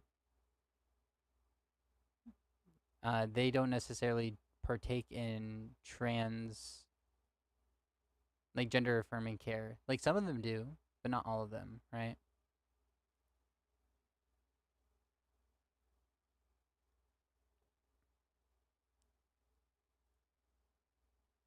This is why you have to make sure the AI is correct. So about 5% of young adults in the US say their gender is different from their assigned gender at birth, right? Peer Review Research Center. And this 5% say their gender is different. This could just be like, hey, I don't identify as man and woman. I don't subscribe to like the social, like it varies. You have to look at each individual, right? How we measured the share of the population that's trans or non-binary, yeah.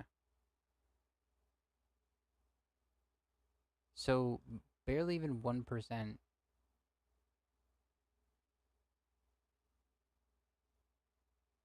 of people in America are trans. And we're acting like this is like a huge movement of horrible, scary people that are going to get you. And we can even find evidence in history, like for example, we can find evidence in history and other different cultures of what? Okay. We can find evidence of like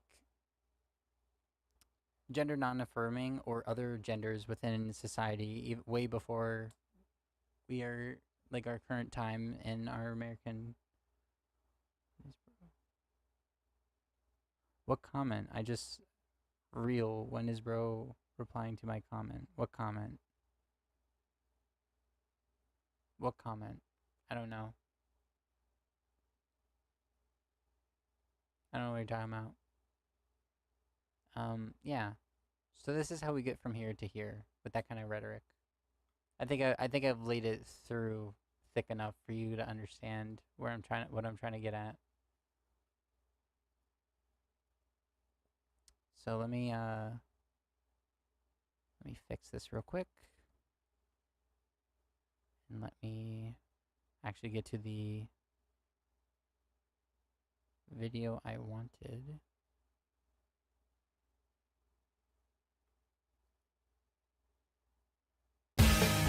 Have you?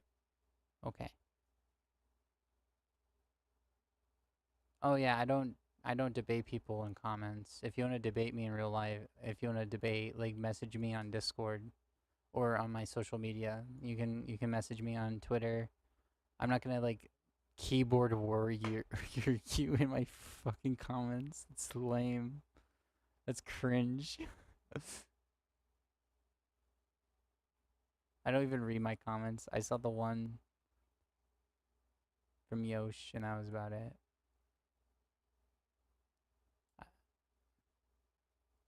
I have to touch grass. It's important for me to touch grass on a daily basis. So if you want to debate me, you can if you want to have a conversation about your disagreements, if you want to have a conversation about your disagreements of my position, you can absolutely do that. Just DM me on either Twitter or Instagram. It's the Shy Doomer on all of those platforms. If you are in the same Discord as I am, like a sharing Discord, I'm pretty sure my DMs are open.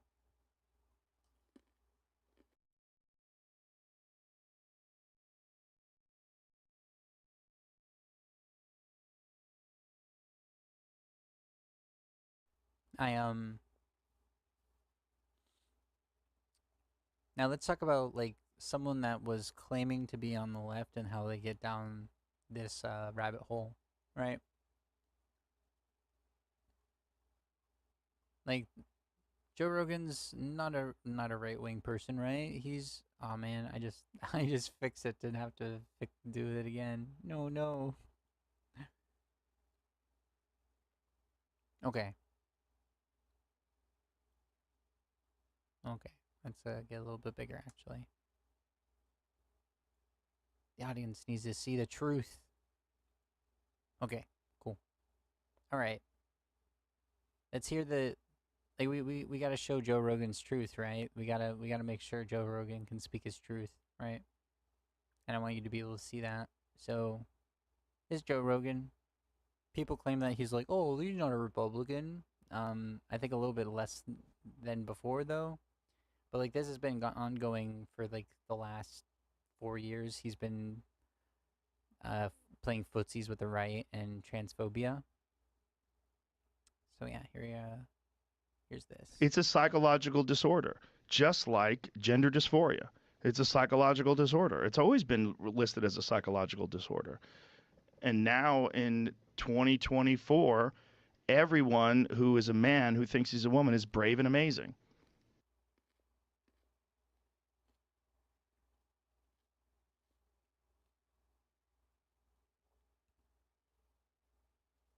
Being trans itself is not a psychological disorder. It is not seen as a psychological disorder. A psychological disorder. Let's see what the definition of disorder is, right?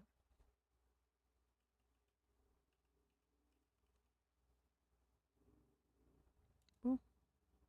Okay. A state of confusion.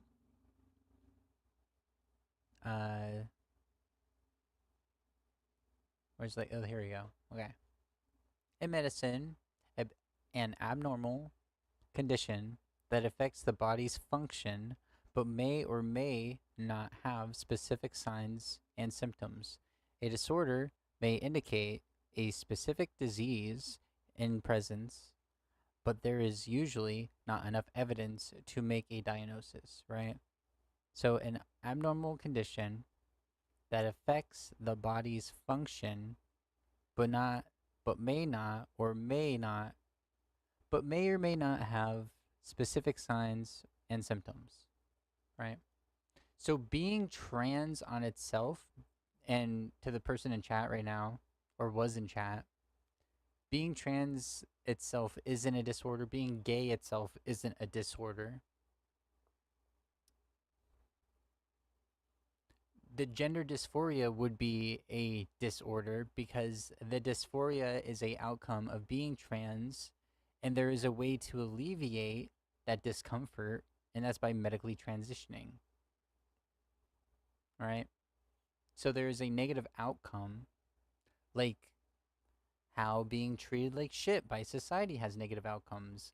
Anxiety, depression, suicidal thoughts, those are all mental disorders. But there is a solution to fix those things, and that is make it so what is causing those feelings isn't around anymore.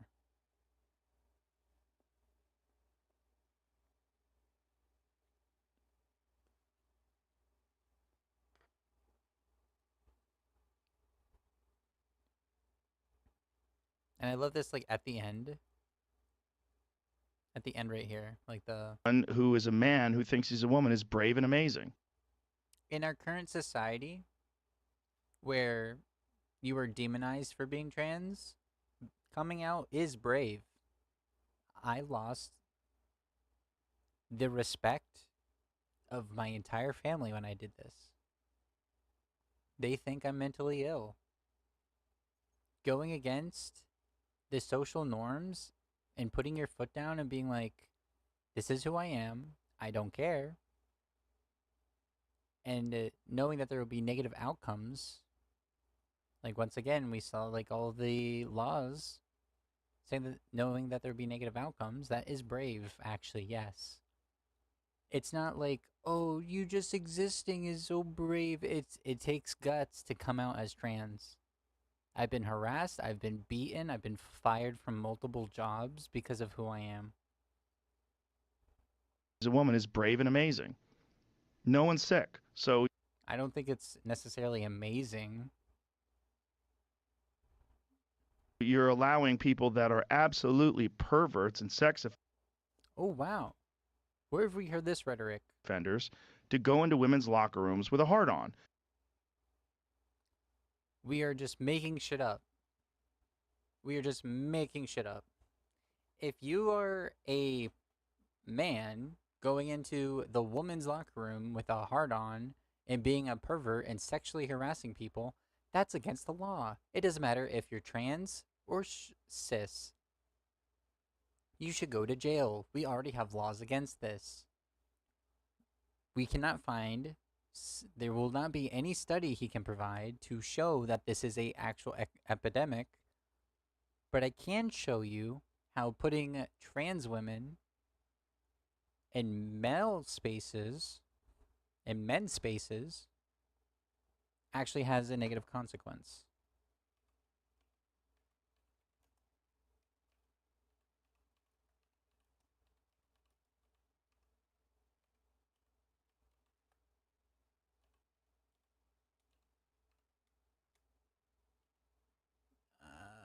I'm so hungry.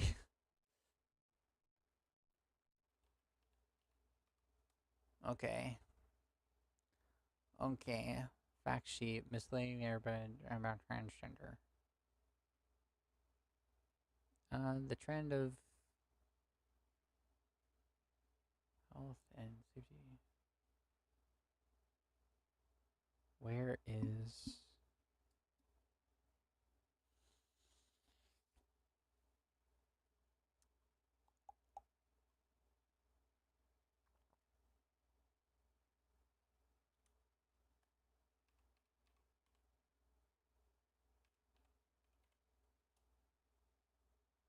Do do do do do do. misleading narratives about transgender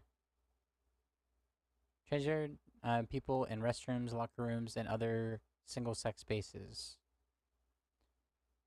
Current proposal of the U.S. prohibit transgender people from being able to use public restrooms that align with their align with who they are. The construction of internal falsehoods. This trend of inflammatory fear-mongering and demonization is a threat to the health and safety of transgender people, as well as cisgender people who perceive to be trans. Yep. Because of this fear-mongering about bathrooms, we have situations. Let's just see, like, the, I want to see the, no events to say safety risks. Yep. People at elevated risks for harassment, violence in these spaces.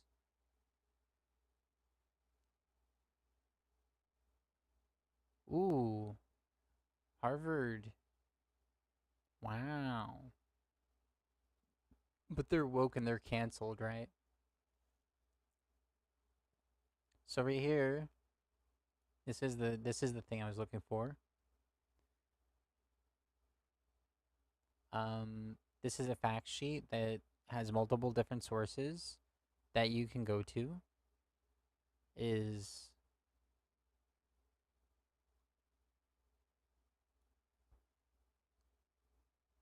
this, if you want to take a screenshot or copy it and prove me wrong, prove me how I'm a liberal dummy that doesn't know anything, right?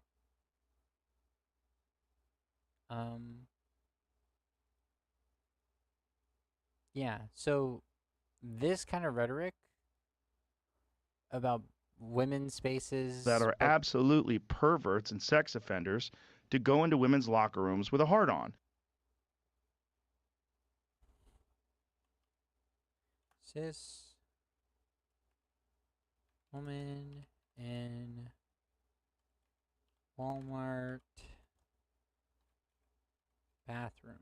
This is just one incident out of many. I could sit here forever and like show you like multiple like trans men being forced into women's bathrooms, getting beat because they look like men, and they look like men going into women's bathrooms, right? Because they are men, right?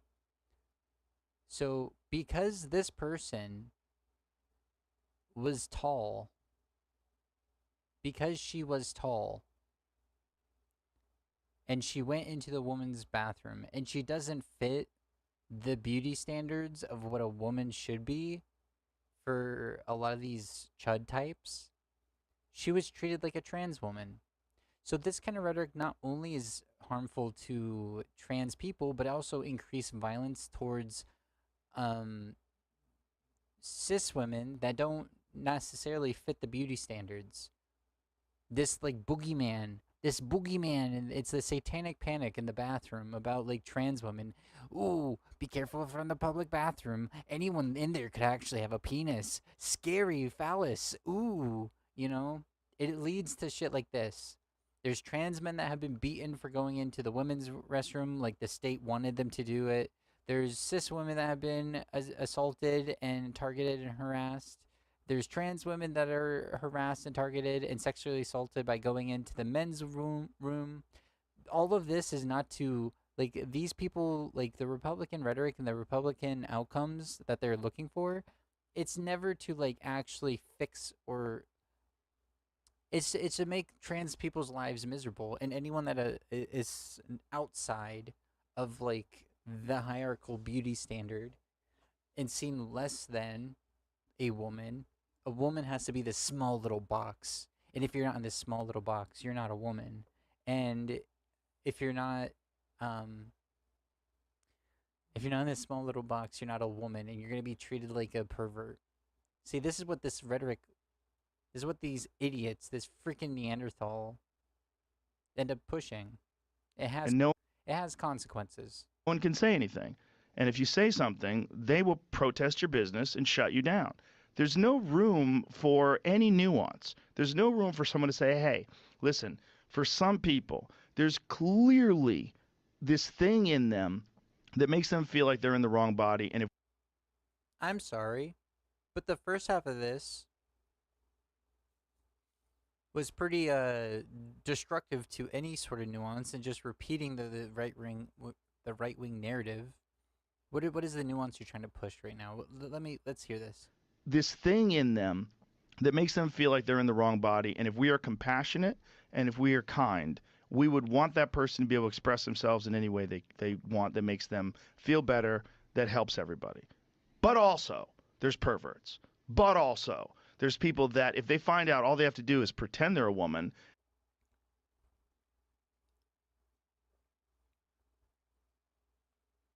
They can already do this. Why is there no studies showing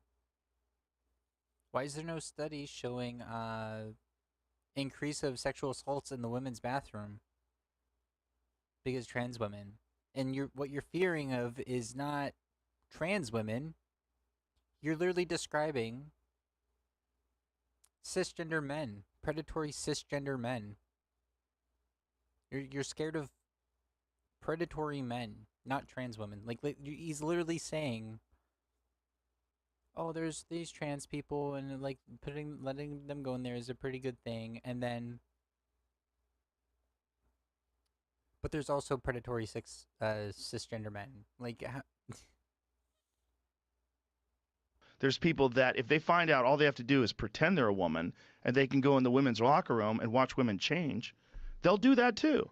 You see, I'm sure you've seen the guy in Canada, the 50-year-old man that identifies as a 15-year-old girl, and got to change in the young girls' locker room and got to compete with these young girls. It's utter, complete insanity. See, that's kind of weird.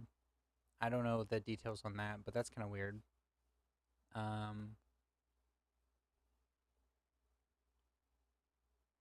I don't trust like the facts that he's spitting. I would want to look into it more.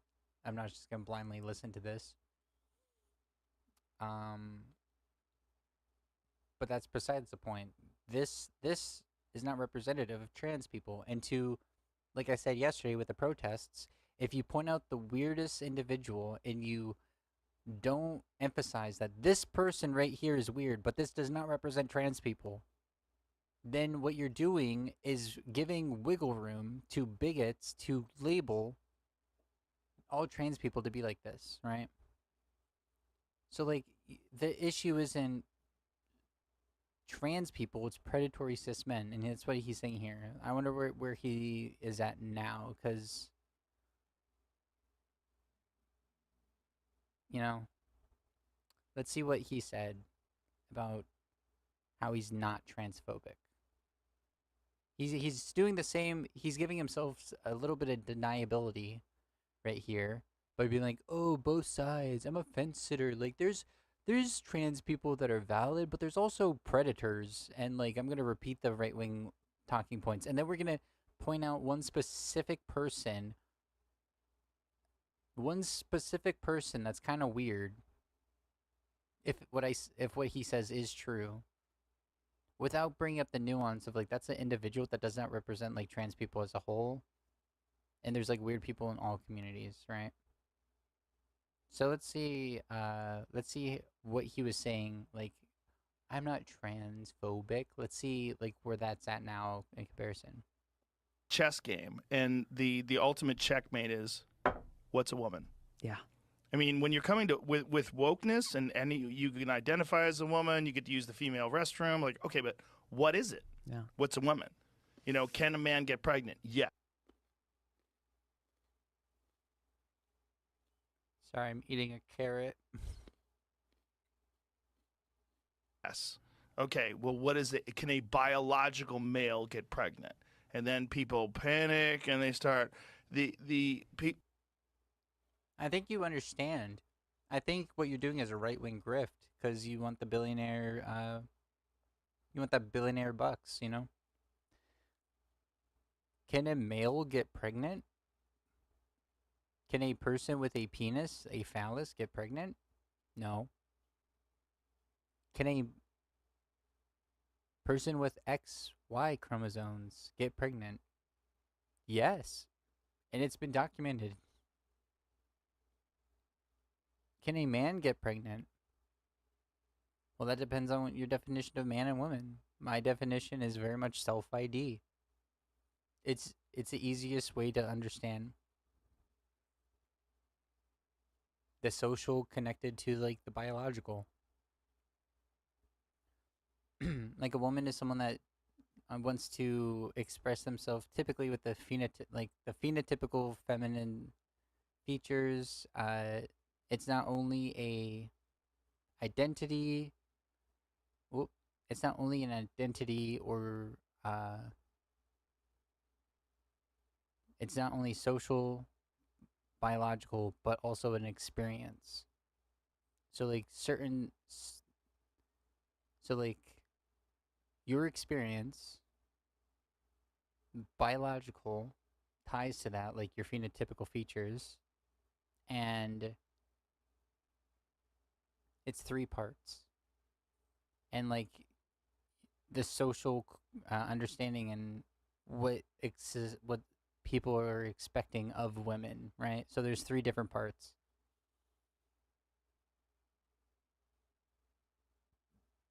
This whole like what is a woman isn't that big of a gotcha. At the end of the day, there are people in the world that are uncomfortable with the skin that they were born in. They're uncomfortable with their phenotypical masculine or feminine traits, and they want to do things to make themselves more comfortable. So they take hormone replacement. They may get surgery. And I think people, adults especially, should be able to do that. And once they match the phenotypical, once they match, like, once society consistently and persistently sees them as the thing that they identify as, it's safe and beneficial for them to go into those spaces. Because for them not to go into those spaces increases the risk of harm and violence. The demonizing and the vilifying of these people increases harm and violence. Wow. Wow. People that identify as a woman are capable of being pregnant, and people that identify as a male are capable of also being pregnant. Like, what are you saying? Nobody's identifying as male. Male is a sex category, not a not a social category like woman. Say, if you identify as a woman, what are you identifying as? Like, that's the documentary, the Matt Walsh documentary. Exactly. Which is fucking amazing. And so this person down here, pseudoscience, demonizing, genocidal language, Matt Walsh, is fucking amazing because he wants a super duper easy definition to an extremely complex social, biological, and individual experience category. That's like saying, that's like trying to describe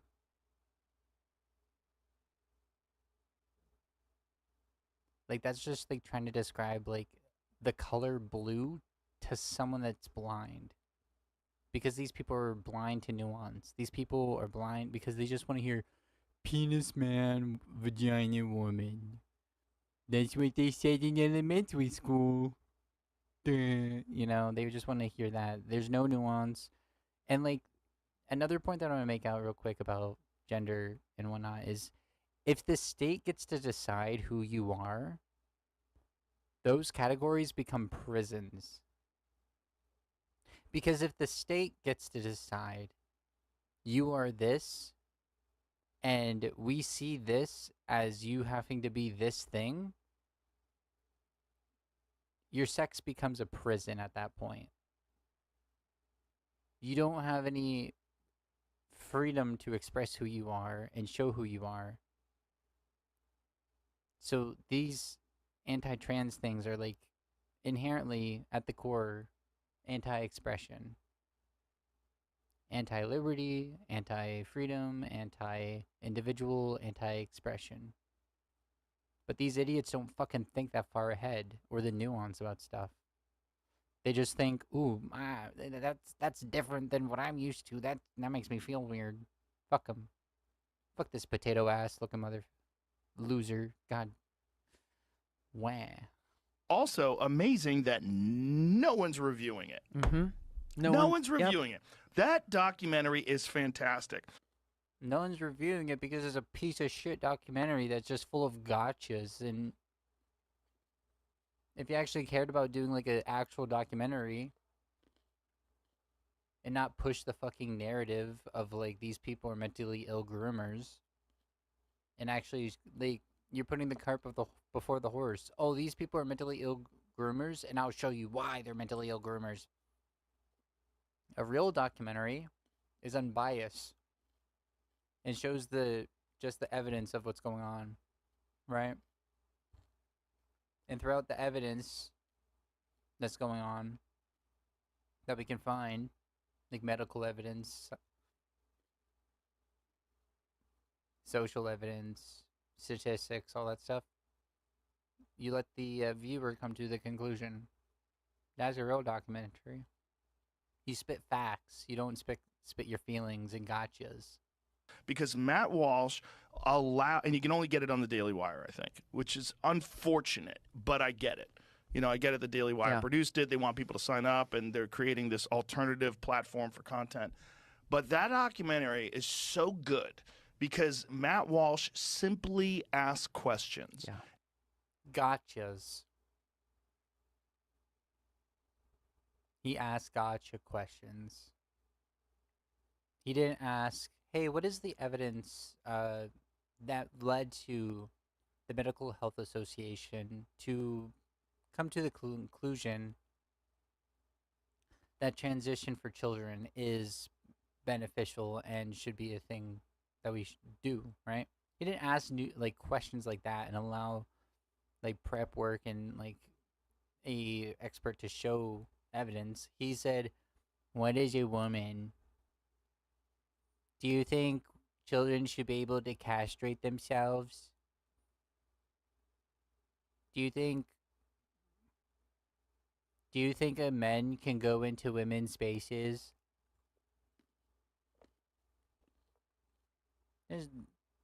I can ask questions too.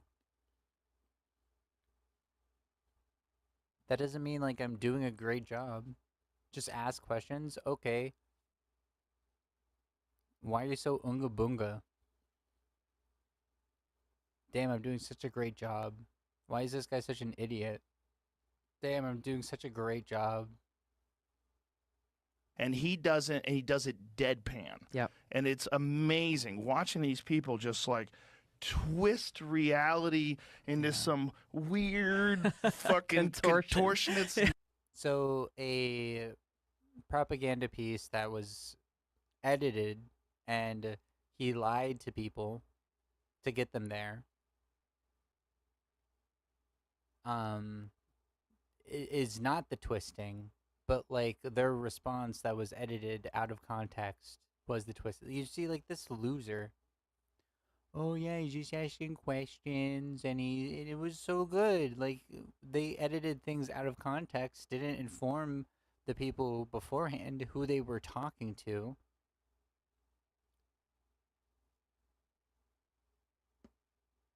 Lied about it. But he did such a great job. He did such a great job. I hate this loser. What a shill. What an anti-intellectual loser. What a no skepticism, one monkey brain. And he's not actually stupid. Like he knows his audience. He knows he's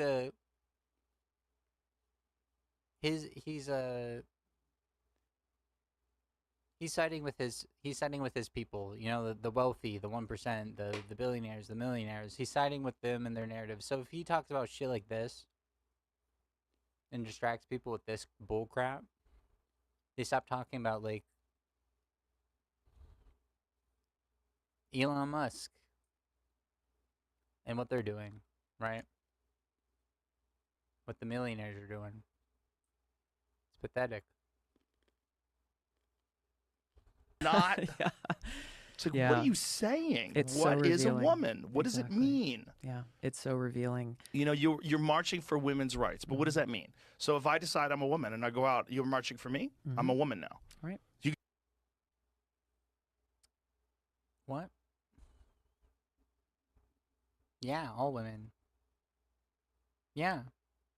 Yeah, if you do a women's march, you're marching. You should march for trans women too, because they're women too. Yeah, absolutely. What the fuck are you talking about? Trans women constantly advocate for women reproductive rights and equality within society. Yeah. They back you up. TERFs don't back us up because they actually don't care about women's rights. Trans women being seen as women doesn't decrease the rights women have. The oppression of women aren't from trans women. It's the fucking patriarchy, dude. What are you talking about? You just say it? Yeah. Like, we can't have that. That doesn't make sense. And it doesn't mean you can't have trans people. It doesn't mean that. Yeah. You can most certainly. And it doesn't mean you're against. Yes. Yeah, anyone. you're not denying anyone's. Oh, yeah. Let's watch what Matt Walsh said real quick. We have to. He's not against trans people or denying anyone. What did he say down here? You fucking liar. You absolute monkey-brained buffoon. So to the trans activists over there claiming that this is all about the rights of children, I say again, yes, you're right, it is. They have a right to be protected from you. Children have a right to be protected from all of those people over there who want to harm them and damage them and destroy them. And they will be. They are going to lose. They are losing right now. We are not going to let them harm our children. This case is just the beginning of the fight. It is not the end. We are not going to rest until every child is protected, until trans ideology is entirely erased from the earth. Whoa, seems like you're full of crap and you're stupid like always, my monkey-brained fellow. Okay. I don't care. I'm getting aggro. This guy's in, like, I'm so annoyed with all this. Let's see what he said multiple years before he started the right-wing grift. I wonder if his position on anything has changed. I wonder how he viewed trans people before this. If there was a change at all, you know, since Elon is his new daddy and he's siding with the millionaires and the billionaires because, you know, that's who he is at the end of the day. Whoop. Bigger. Perfection. I hate Twitter so much. Okay, let's see. This is the oldest clip I've ever seen of him talking about trans issues, right? This is the oldest thing I've ever saw him say anything about trans people. Have you watched trans chick with dick porn? Because it's pretty great. Have I not watched it? It's pretty good because you get the dick and two women. Yeah, but then you're kind of whacking off to somebody with a dick. Yeah, that's the issue. But aren't you always? If you're watching a guy fuck a No, girl? I'm not really. watching I'm not It's the really. least gay of porn because you got Exactly. a girl. No, Girl Same with a amount of cock dicks. fucking a girl. Same amount of dicks. So trans people are good enough to sexualize trans inclusive misogyny, I guess, based or something. I don't know. So trans women were good enough to sexualize back then and like say, hey, we watch that stuff, but not good enough to have rights, you know? It's added tits. Yeah, it's double girls. Double tits. Yeah, it's double girls. I'm not judging, but then you're whacking off to a guy with a dick's tits. I'm okay with that. That's Right. fine. But you're not. Don't look at those. You look Yeah, at but the then other what's tits. the point of enjoying that? That Look it at the other nullifies the tits. argument of two tits. But wait, what if it's a fat guy fucking Fat a guy, chick? uh-huh. There's also Ooh, double good point. tits. It is annoying when they focus on the dude too much That's how in a John porn. Burnett died. Right. Yeah, so trans people are good enough to sexualize, I guess, but not actually like good enough to have any rights. I don't know. My brain is so fried. I was all over the place. Um, I think I'm gonna call it here. I think we're just gonna vibe for a second. Once again, it's nice to have people join in the chat because then I have like a back and forth, right? And if you disagree with anything I've said in any of my videos, you can find my social media. It's the Shy Doomer on Instagram, on Twitter. We call it Twitter because I do not respect Nazis Nazis. So I'm dead naming it. It's Twitter still, right? So you can find me on those on the Shy Doomer. My DMs are open. You can be like, hey, I want to debate about you on this thing, and I'm free on this day, and we'll see what's going on. If you have any suggestions for videos or for me to cover stuff, you can also do that in my DMs for now, or let me get the link. The link. The chat should still exist, if I remember correctly. Huh.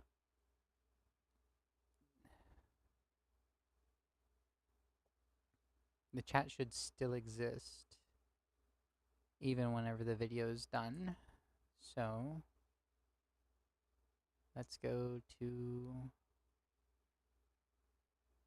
Nope. Nope. We're grabbing the link. We're grabbing the link. Invite the people. Copy the link. Copy the link. Post it in the chat. Might hear me for a second. There you go. Paste. That link right there. Boom. Blam. Discord. Have fun. If you cause mayhem, you will be banned. I have a decent mod team to deal with you, so don't even try. And yeah, I'm gonna head out. I got food to eat, naps to take, and